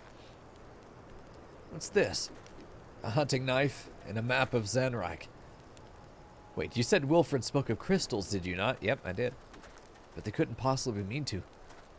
By the gods, this is rank madness. The young fools are untrained and unblooded at all. They have no notion of how dangerous the Emulja are. They'll be butchered before they get within 100 yalms of the crystals. They're headed east. If we hurry, we may yet find them before it's too late. Okay, so here's what's happening. Here's how we know what's going to happen next. Oh, hello, Syra. So there are two pathways from here. We have two timelines. The same start where we are right now. If they were just going to go from this point and do a direct intervention, they are going to the target to kill them, then we know tragedy. Absolutely tragedy. Okay? I'll explain why in a minute. If, however, they are going to a proxy to get something that then allows them to launch their attack. The point at which we make contact, this point is where we are guaranteed tragedy. But because they have added this spot right here, because that exists, then we know there is a point of intervention that stops them from ever committing this direction, right? This allows us to intervene and prevent further escalation. This is going to be an anticlimactic comedic point. This is what's going to happen. We're going to get there and intervene and stop them from being able to actually finish what they're doing. That's my prediction, which is unfortunate because this payoff or this payoff, either way, reaching this point to me is going to be more satisfying. But I am also horny for tragedy, so probably not fair. Now well, listen, this this point is not strategic. This fucking strategic. This point right here actually costs you about $400 an hour. Just by the way, just letting you know. Tragedy is expensive these days. But that's probably what's going to happen here because we're going to engage the Emulja. We'll fight the Emulja. We'll stop the young blood from actually doing what he wants to do. Or this isn't the climax, if you will. We're not here yet. We're probably around there. If we end up avoiding danger and then they jump back in anyway, which is possible. Either this is the climax and it's a comedy, or it's a tragedy and this is only the penultimate plot point. We'll see. We'll see. It could go either way, but those are definitely the paths I see happening from this point. It's how they've written it. There really are only going to be a couple ways that this plays out now. A, B, C. A, this is a tragic end, and they end up going from this straight to the final engagement, and it all goes horribly wrong. Or this is the penultimate plot, or this is the final plot point, but it's a comedy, and we're able to tell him, don't do that. And then we learn what we need for the next actual main plot point, because this whole area right here is just a stepping stone to greatness, right? This area is another one of those big loops where... Suffering! This is another plot point where we're doing this. And I'm not a fan of these plot points, because this ends up being inefficient storytelling. We don't need all of this. Little Mhigo this whole section over here seems separate. Whenever you have this whole ecosystem, you're introduced to something, and then you are only engaged with them for a time, and then you finish your engagement with them, and it allows you to continue what you were otherwise already doing. This is like, I don't know, it has a name, but this is like an Oxbow plot. And it's not, in my opinion, very good. It ends up being where this entire thing only exists as a single plot device. It's usually self-contained, otherwise meaningless to the overall plot, except that it becomes a subplot. If you need a subplot to continue your main plot, it just feels like there should be a better solution here. You should not be doing this in your plot for the most part. Superhero movies are really bad about this, but it's because they kind of have to. When you've got this many protagonists, and it's all fan service. It's all these superhero movies are. It's fan service, and they just hope that you'll get hyped up enough that you'll give your money to them and go watch the movie that will ultimately just be shit. But they have to do stuff like this constantly. This is how every fucking superhero movie plot looks. And if it looks crazy, it's because it is. It's also mostly meaningless. Every subplot is just a subplot to another subplot, and there's only really one overarching plot that you get introduced here at the conflict point and at the climax, but then everything else in between is just rising action, but also extended exposition. It's both of those. We're just being introduced to more characters, more fan service. None of this that's happening is actually meaningful. It's just farming cute dialogue that we can use to make people go, "Oh!" in the theaters, and then like post it on YouTube and then fucking cash in with the next cash grab for people that are desperate for escapism. Yeah, I'm not a fan of superhero movies. Could you tell? Marvel did like 18 movies to get to one point to another. Yeah, because you need to fill with fan service like this. That's all this is. This is the plot. Nothing meaningful happens, but you're still doing a lot of movement, but nothing is really happening. It's just moving from set piece to set piece because that's what sells tickets. And it's okay to like it. It's okay to like it. I'm not saying you're wrong for liking it. I am saying, though, as a writing craft, most of it is shit. Most of it is bad, cheap. It is made not to be holding water. As a form of art, these are movies that will not be remembered. They're just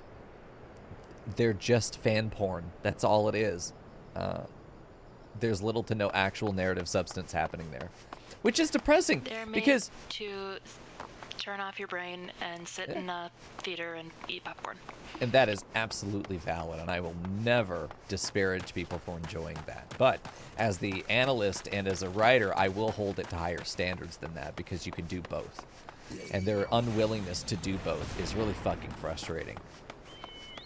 Because let me tell you, The Dark Knight with Heath Ledger did both. It was very entertaining. It had its set pieces. It had its interesting moments. But it also had a very good exploration of the ethics of a police state, the ethics of vigilantism, the ethics of what really is good and bad, the relationship between problem solvers and the people who need them, and how problem solvers are often treated as disposable.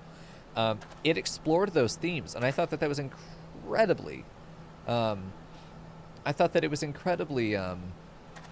poignant about that, especially in the time that it was. And I ended up watching it because I was writing an essay about it. It's basically John Milton's Paradise Lost, which we've talked about before. But that movies can do both. It can do both.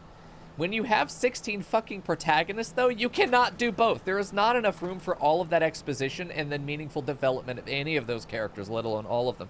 Take a look at the Suicide Squad movies. They're fucking garbage. They're full-on garbage from start to finish, because it's like 45 minutes of fucking introductions. And then the second 45 minutes is just like cute quips, dick jokes, and then we kill some boss fucking starfish thing, and then that's it. And the starfish was evil for the point of being evil because we needed something to beat up, and that's it. The rest of it was just cinematography porn, which is great. I love me some cinematography porn. But to judge it on its merits as an art, as a narrative form, it fucking sucks. We'll see. Yeah, that's the thing is, like, there's an art to making good escapism material. Even if your movie or your TV show is literally only there to distract people, reality TV literally only exists to distract people from their world. It's to put you into someone else's life for a minute and allow you to live vicariously through whatever that is. That's why poor people love watching The Rich Housewives. Think about it. That's why. There's the dream that you could live that way someday. There's an element of self-insertion into every media that you consume.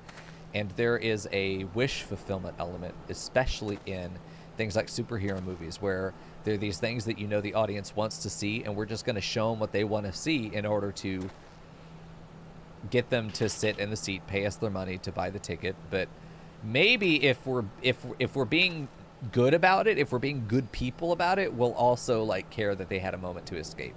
They don't probably actually give a shit. They just want whatever's going to sell. They don't care that you're able to sit there and enjoy yourself for an hour and a half. That's not the point. The point is to make money. Yeah. I don't know. There's an art to it all, and there's a value to it all. It's not invalid to want escapism material and media. There's nothing wrong with that. Enjoy your superhero movies, but on the merits of it as a narrative, usually garbage, cash grab garbage. And it's frustrating because it doesn't have to be. They can just be good and also give us those moments of fan service. Give us those moments of escapism. Give us those moments of wish fulfillment, you know. They're sins. They're for sure writing sins, but you can have a little fun. You don't have to, like, not every movie has to be, you know, the fucking Godfather. It has to be The Silence of the Lambs. Not every movie has to be a fucking masterpiece. Sometimes you can just have fun with it, but you can also tell a great story. And I think you would sell more tickets. You think you would end up having a lot better revenue if you made good products, good movies. Because people would want to rewatch something that was an actual thought-provoking experience, or had some analytical merit to it. You know, I think people would re-engage that. I think more people would be involved other than just the people who like fucking Spider-Man.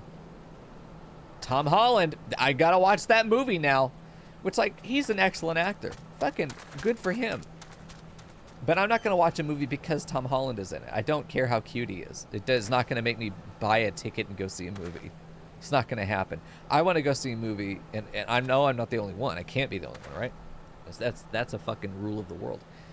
There's probably a massive audience of people that realize that after like 5, 7, 8, 10 years of bullshit, meaningless, empty movies, hollow and devoid of any meaning or real purpose, that maybe we realize we're just being farmed for movie tickets, and that we're being given a cheap experience rather than the one we deserve.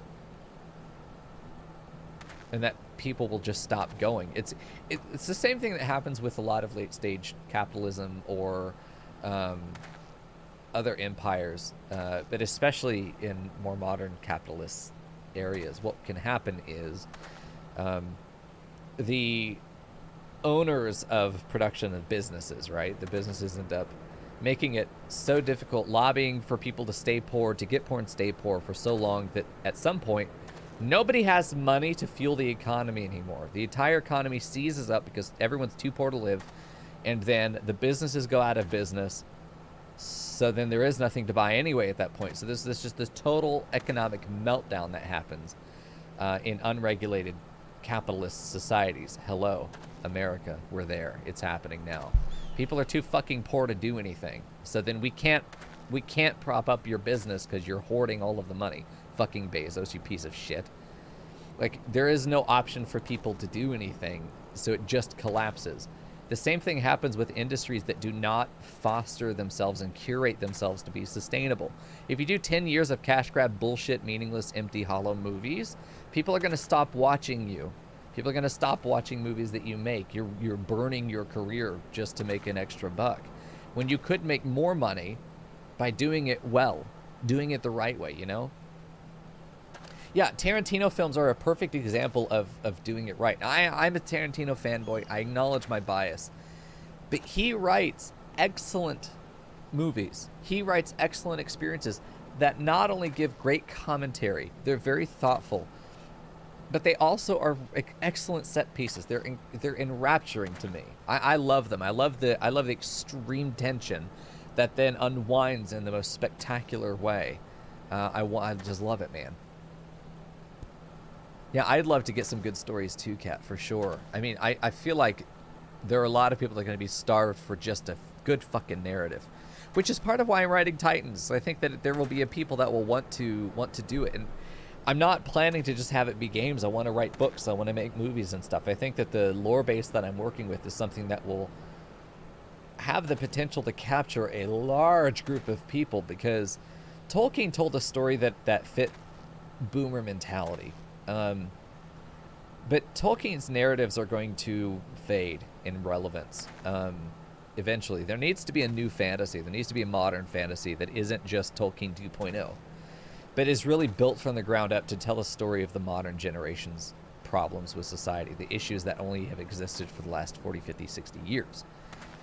We don't have a fantasy base that allows us to engage. Don't get me started in Tolkien.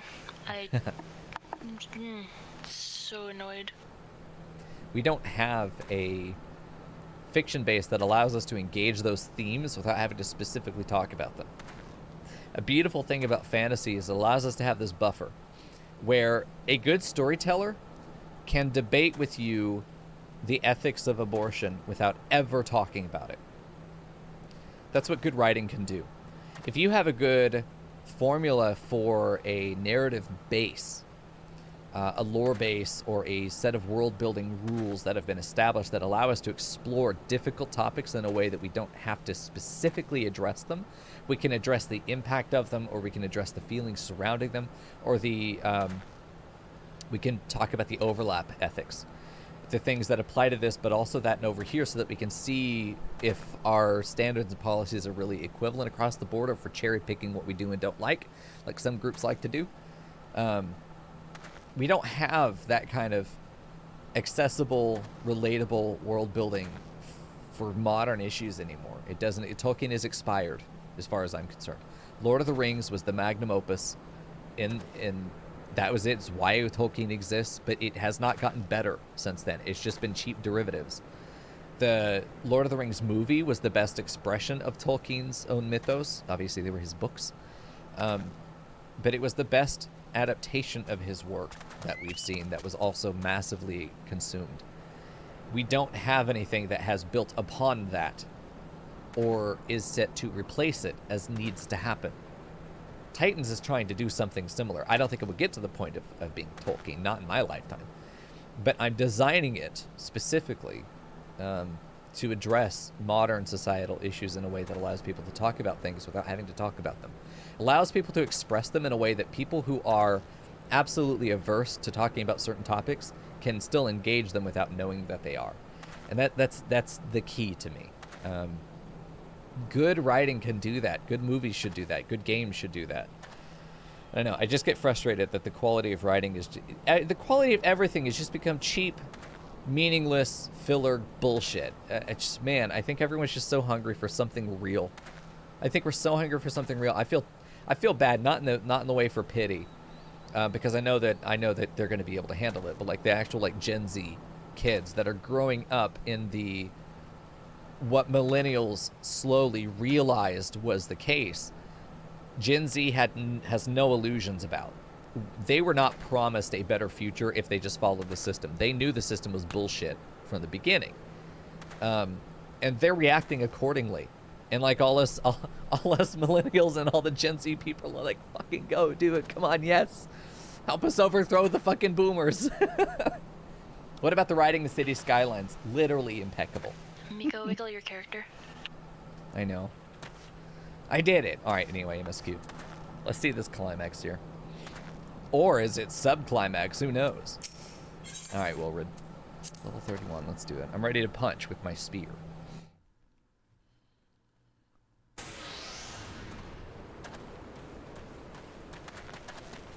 Oh yeah, yes, you're absolutely right. There's nothing wrong with wanting fluff that is just like people kissing and having fun and running around. Comedies exist for a reason.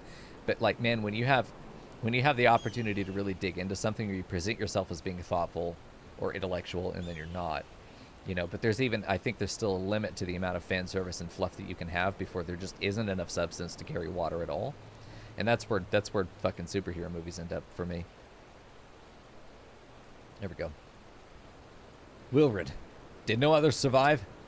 Oh, we were too late. Interesting. This is all wrong. Getting the crystals was supposed to be the start. We were going to reclaim our homeland. We... Put yourself together, lad. We were just going to make an offering to Crystals of Rhalgr. To summon him, just like the masked man taught us. Oh, fuck. We plotted to sneak into... Yes. Oh, fuck. See, I love this. I love that they've done this. This is what they should have done. We plotted to sneak into Zanrak and make off with the Lizardman's cash, but they caught us, and... There's so many dead. Gods forgive me. Heathens, you shall pay for your crimes with your souls. Okay, Frackle? Here we go. I regret our young one's transgressions, but his soul is too high a price for youthful folly. Look at that spear. What that spear? Lance. Yes, cat?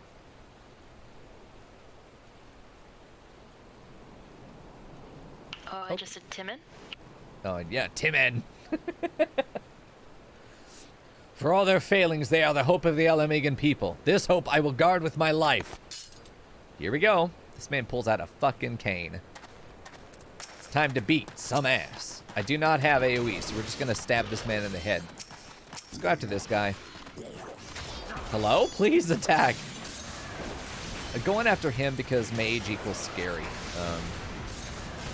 Either to attack me or someone else. I probably should go for the combo there. There we go. Perfect. Kill Lesser first? Is he the boss? Oh. I didn't realize he was the boss. I thought he was just a mage. Hey. You fuck off now. My attack just missed. Nice. I was gonna kill the healer. I thought I was being clever. No, it was not. I can never tell if it's a name or a title, you know? These guys aren't like, my name's Bob, I'm a lava healer. You know? His name is what, fucking Lava Fang? I don't know, maybe that's just he's a fire mage. Who the fuck knows? Who the fuck knows it's a name? Come on now. I'm not stupid, I just can't tell it's a name versus a title. There we go. There we go. I should have known by his HP, though. I didn't know maybe these guys were just all tanky. I was worried. It would be fine, though. Honestly, we could probably just get him down from this point. All the healing has been fine. Probably should protect the shaman, though. Nah, it'll be okay. There we go. Got him down. Now we don't have to worry about his damage. There we go. Easily done. Hold on, other guy gets the 3. That's too much HP to spend on this guy. He's done. Stab him! I mean, we're just cleaning up the rabble at this point. Let's keep trying to keep the strapping lad from dying. I don't know where the healer is.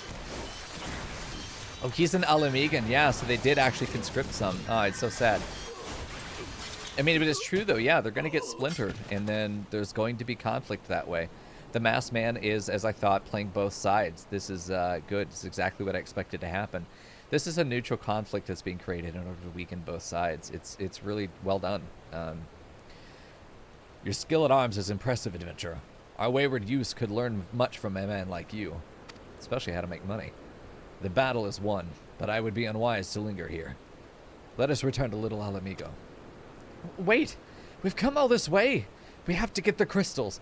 They might be there, ripe for the picking. Have you learned nothing, Wilfred? Not Wilfred, whatever. Have you learned nothing, Wilred?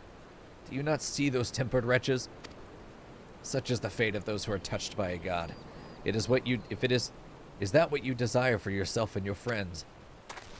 What? No one said anything about... The masked man told us we could defeat the Empire if we summoned Rhalgr. He swore. Fucking idiot. Of course he did. Enough. I will hear the rest of this story, of this sorry tale, back at Little Mhigo. I dare say Mhigo will wish to hear it as well. So they were trying to get the Rhalgr to summon the dude.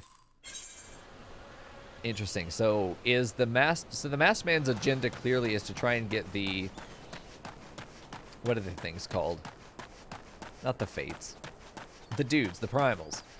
The masked man clearly has an agenda of trying to get all the primals to summon, is probably trying to finish what the big dragon man started. Or is just trying to revive the big bad, after, you know, and we are the new warrior of light to combat him. That's probably what's happening here. He's the Harbinger archetype. His goal is to bring about the big bad, and we're really going to be like, he's the big bad guy. But he's only the Harbinger of the big bad guy, which a rule in writing, there are certain rules in writing. You know, if you see a cliff, someone has to go over the cliff. Always, every time. Almost never does that rule get broken, so that's a rule. Another rule is that if you have a Harbinger, they have to make the summon. It has to happen. Usually the climax is, we're right here, we can stop him now. But no matter what we do, he's always going to end up summoning the final boss, because what he summons is a more satisfying payoff. But once you know the trope that Harbinger always harbinges, or in Cat's case, Harbingers, that rule ends up kind of cheapening the it really... Fugoat, I knew you were going to do that. It really cheapens the payoff, because you know, if you've read enough Harbinger stories, then you're going to know Harbinger will summon whatever he's there for. You know, Herald gonna herald as a rule. They'll always have to be allowed to get it off, and then you have to deal with the cleanup, which is... You do it 3 or 4 times, it's no longer fun anymore, you know? It's one of those things where you kind of get tired of stories, because you see the same thing happening over and over again. This can definitely happen just with experience in anything, but... not that there needs to be a twist, or that doesn't need to happen, but... I don't know, it just ends up being... This is such a cute chocobo. Can I get this barding, do you know? Adorable. That is the Valentine Day barding. I've got to do it then. This is adorable. I love the little ruffles on front. He's so... Yes, come here. I feel like I'm whispering the secrets of the world into his ear. There we go. What a great barding. What a great chocobo. It's like 2 quests? Alright, good deal. Perfect. Alright, Gundabald, what do you got, dude? Yeah, so that has to be the climax. I think now we're going into transition back into the main storyline, where we're going to be more addressing the masked man himself. Where does it start, Fern?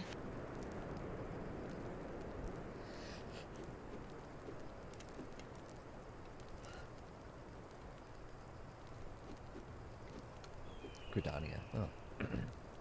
It always starts in Gridania. No more lies, Wilred. Tell us everything. I was outside with the others when he appeared, the masked stranger. He told us about summoning Ralgr, about using crystals, then just vanished. We never saw him again. He just had to plant the information. He knew that they were desperate for a solution, so he shows them how what he wants could be a solution to their problem, and then disappears before they have the opportunity to ask questions. They'll think about it. They won't be able to get questions or answers to their questions that would otherwise stop them from doing it, like, how does that work? So they just see it as a potential solution without researching more, because they feel desperate enough to not have that kind of time. They just jump at the opportunity. So then Masked Man gets exactly what he wanted, even though it's the opposite of what these people wanted. Very typically happens with exploitable people, is that they get exploited in that way to their own detriment. It happens with you and your fucking $15 an hour job. You're being exploited against your own benefit. You don't really feel like you have a choice, though. It's fucking shit, isn't it? Alright. I wanted so desperately to believe that we could raise ourselves from this squalor that I never stopped to question his motives, see? But I should have known. There's no solution. Nothing we can do to change our lot. See, despair, though, is not the answer.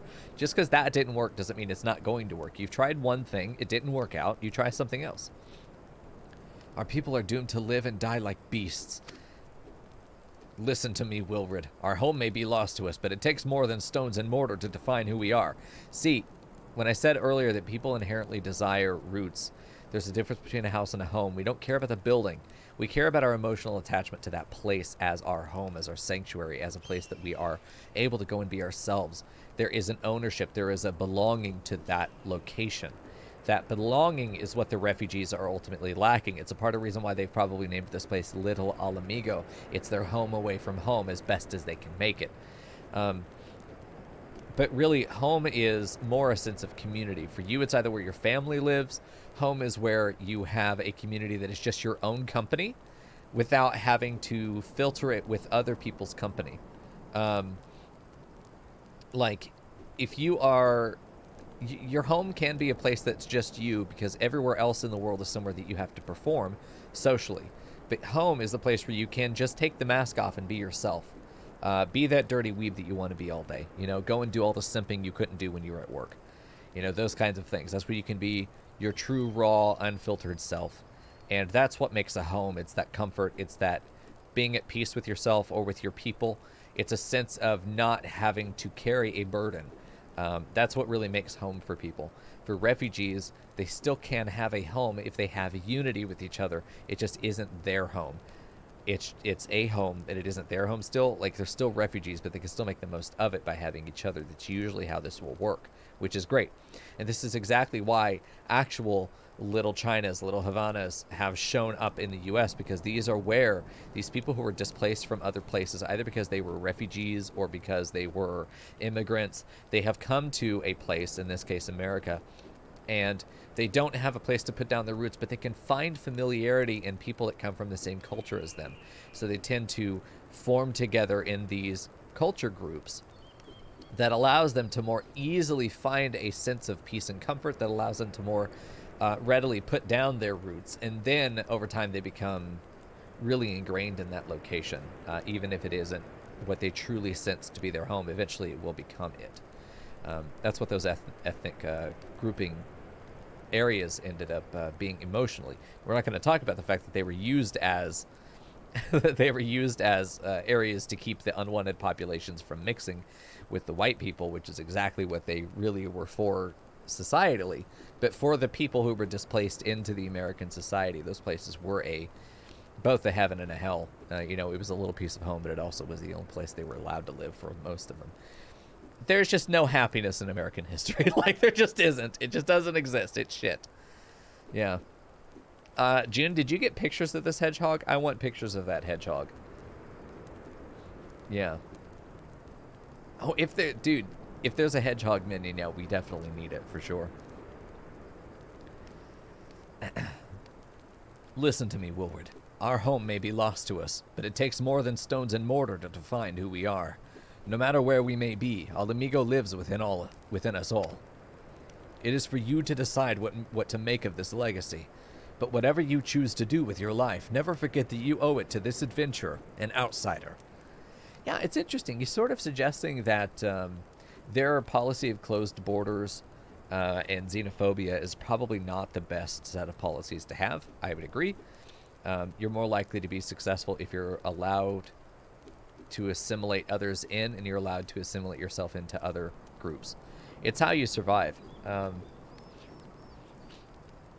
Xenophobia ends up isolating, sort of a self-imposed siege, cultural and economic siege. If you're xenophobic in that way, it can be very difficult to sustain your population. It can be very difficult to expand your population. It can be very difficult to have healthy relationships with your neighbors if you at the same time tell them we need your help, but also fuck you, you're disgusting and we don't want anything to do with you. It's really hard to maintain relationships when you do both of those things. So xenophobia tends to be more damaging than helpful, even though it can feel nice for the people that are xenophobes. That's about the only merit of it. It feels good to xenophobes. Anyway, I won't. I promise. Thank you for saving me. And sorry I tried to kill you. You didn't do a good enough job, so nothing to apologize for. No harm, no foul. Did 0 damage. My thanks as well, friend. It gives us hope to know that... Fern. It gives us hope to know that there are kind souls such as you out there. Little Mhigo may have much in the way... May not have much... Fuck's sake! Little Mhigo may not have much in the way of comfort, but you will always be welcome here. Good. Xenophobe scared of Lucy Lawless. Who could be? Those thighs could bring world peace, man. I'm certain that for a time during the 90s there was world peace because of Lucy Lawless's thighs. I am absolutely convinced. It just seems right, you know? Hey, Pagan Jack, good to see you, man. How you doing, dude? Good. Popping in from the Discord. Whom's the fuck? They just fucking run off. Wait, maybe they don't. Is it you? Oh, it's good. Quiet. She's very pink today. Nice. Okay. Yeah, now we're leaving. So we had our climax. We had our falling action just now. Now this is our resolution. We're fucking off. Would that we had more information to offer, but Wilred told you. But what Wilfred told you is the extent of our knowledge for the masked stranger. So what we've discovered is that they have the agenda of trying to awaken all of the primals. But they can't do it without getting more bodies and more worshippers. The Imalja, what we've learned here, our sort of counter-espionage, is that the masked man is not able to summon them simply by rallying the existing forces. He is having to manipulate displaced people to get the number of devotees that he needs in order to summon their primal. So they aren't able to do it without his intervention. And the strategy from this point moving forward would be identify and reinforce isolated populations or vulnerable populations, exploitable populations. Find them, warn them about what's happening in full detail, because here's the whole conflict here. The whole conflict with Wilred, God, it's right there. The whole conflict with Wilred was that he had intentions. I'm not gonna call them good intentions. He was trying to murder people. Empire or not, violent uprising is not the answer. But he didn't ultimately know that he had been duped, because he didn't know what awakening the primals meant. He was not educated about his actions, and so he was about to make horrible mistakes, right? So the counter to that, because the second he knew what really was going to happen, he was like, oh shit, no, yeah, you're obviously, no, that's not what I wanted to do. Fuck, I'm an idiot, we could prevent this entire thing from happening with an education campaign to make sure that we identify and we target any population that is vulnerable, and we hit them before the masked man does. We now know his agenda. We also know his main problem, that he's not able to get the current populations of Imalja to summon their primal. Probably the other tribes are not able to summon their Imalja or their primals either, and are in similar situations. I don't know that the masked man was necessarily involved. Maybe it was, but even with the Sylph fled for the most part. The ones that we saw fled the subjugation of becoming touched and becoming devotees to their primal. But that there was enough to summon. He's not directly a threat, but like that could be... A bear can be provoked. And a wise politician or an effective agent could ultimately provoke the bear at a target third party and set up an opportunity for that sleeping, otherwise passive force to become a massive danger. It was not satisfying to me at the time, though it wasn't really worth getting into the discussion. It was not satisfying for me at the time that our investigation of the Sylph resulted in, yeah, they have a nuke, but they promise they won't use it. They have a weapon of mass destruction. Fucking quiet. They have a weapon of mass destruction, but they promise not to use it unless we do something they don't like. So how long is it going to be until they find something they don't like, right? It's only a matter of time, but they left it there, so I wasn't going to yell at it. But we now know what the enemy's plan is, which is the most valuable information, because now... one of my favorite sayings is that if you build in the dark, the enemy will not know what to attack. If your plans are not fully known to your opponents, they have no idea how to counter your plans. Your secrecy, you're being quiet, you're building in the dark and revealing when it's done. Sort of oh, by the way, I was building this gigantic thing for you, and they just bam, there you go. It can't be cut off. It will make it at least to getting built. It will have a chance to launch, and at that point, the enemy will always be responding as opposed to trying to preempt a fall or orchestrate a fall, as is the case these days.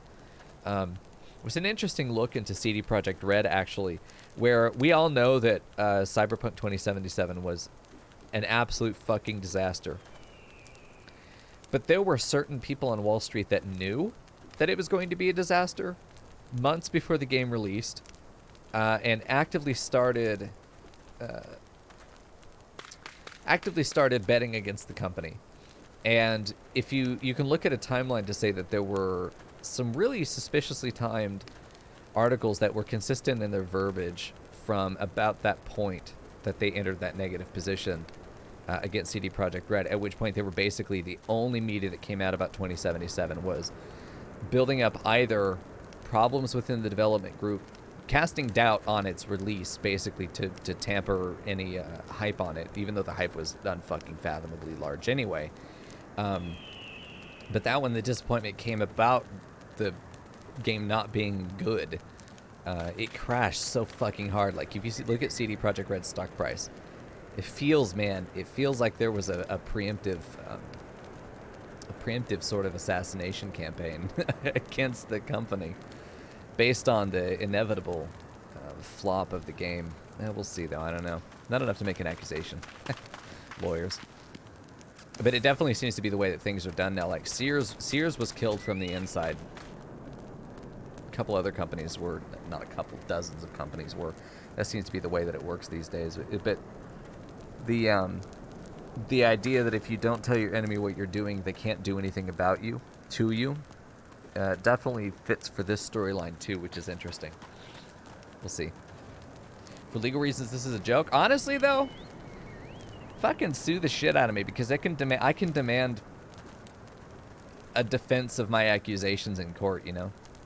I can demand you to actually produce the paperwork that says you didn't do these things. You know?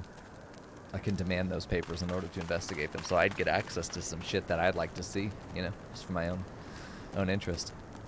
What are they gonna do? I'm too poor. I'm not worth suing. What the fuck? I have no money. Please sue me. Please put me in jail where I can at least be of service to something, right? I can stream from prison. There we go. What a fucking man. Look at him. Incredible. That's a dedicated cosplay. This child's fucking all in. Their heads are huge. Jesus, it just keeps going. Anyway. Would that we had more information to offer, but what Wilfred told you is the extent of our knowledge on the masked stranger. Left unchecked, the man will bring about great pain and suffering. I pray that you'll find and put a swift end to the creature, for the sake of the young ones who died by his poisoned words. Yeah. We did it. We're done with the little Mhigo, I'm pretty sure. It doesn't make sense for there to be anything else. Yeah, report back to Minfilia. Pray return to the Waking Sands. Pray return to my dick. Hey, Craig Erickson, how you doing? You giant fucking armored baby. Incredible. I like he has the ear cups too. Don't you fucking draw your weapon on me, bitch. I'm ready. It's fucking adorable. Fucking adorable. Alright, let's go to... Hold on, let's go to... Oh, it's key items. I was gonna say I had a fucking RuneScape moment there. You log in and your bank is empty? Like, what the fuck happened here? A stream on OnlyFans with a huge girthy brute. Alright, Umbreon, I'm writing that note. I need a production note that we need to produce that. I need to find me a big old fucking bear to maul me on camera. And then put it on OnlyFans. I think that'll get some traction. There we go. Femboy gets mauled by the handsome bear. God, that's a fucking title, isn't it? There we go. I can already hear fucking Emil going, ah! Fucking Emil. Little bitch. There we go. It was on the note of prison. Well, yeah, he's fine, though.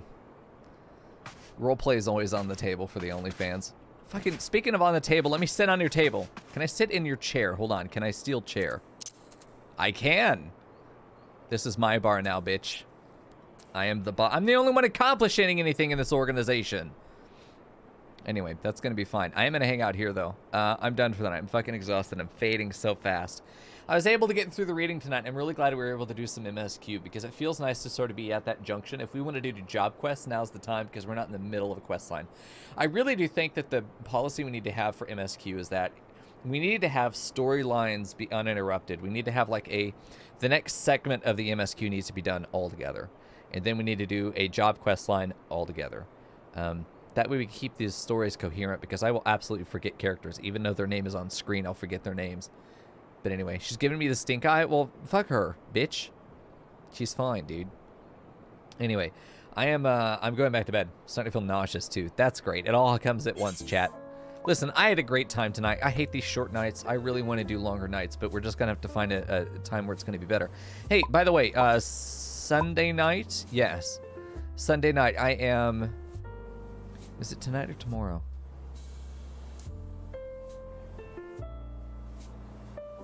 I don't know.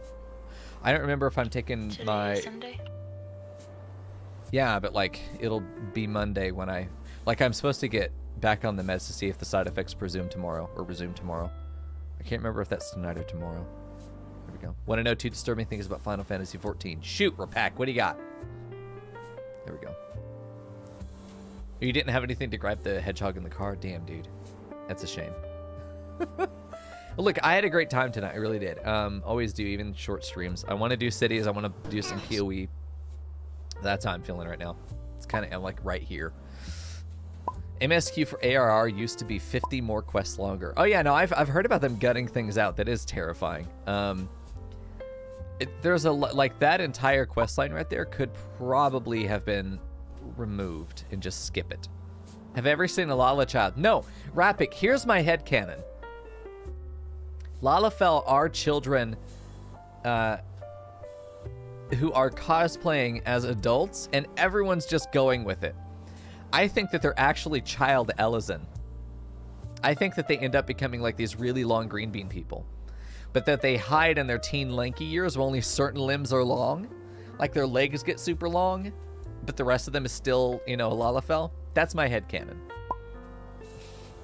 I listen, no one has provided a counter argument that can show that I'm even remotely wrong. So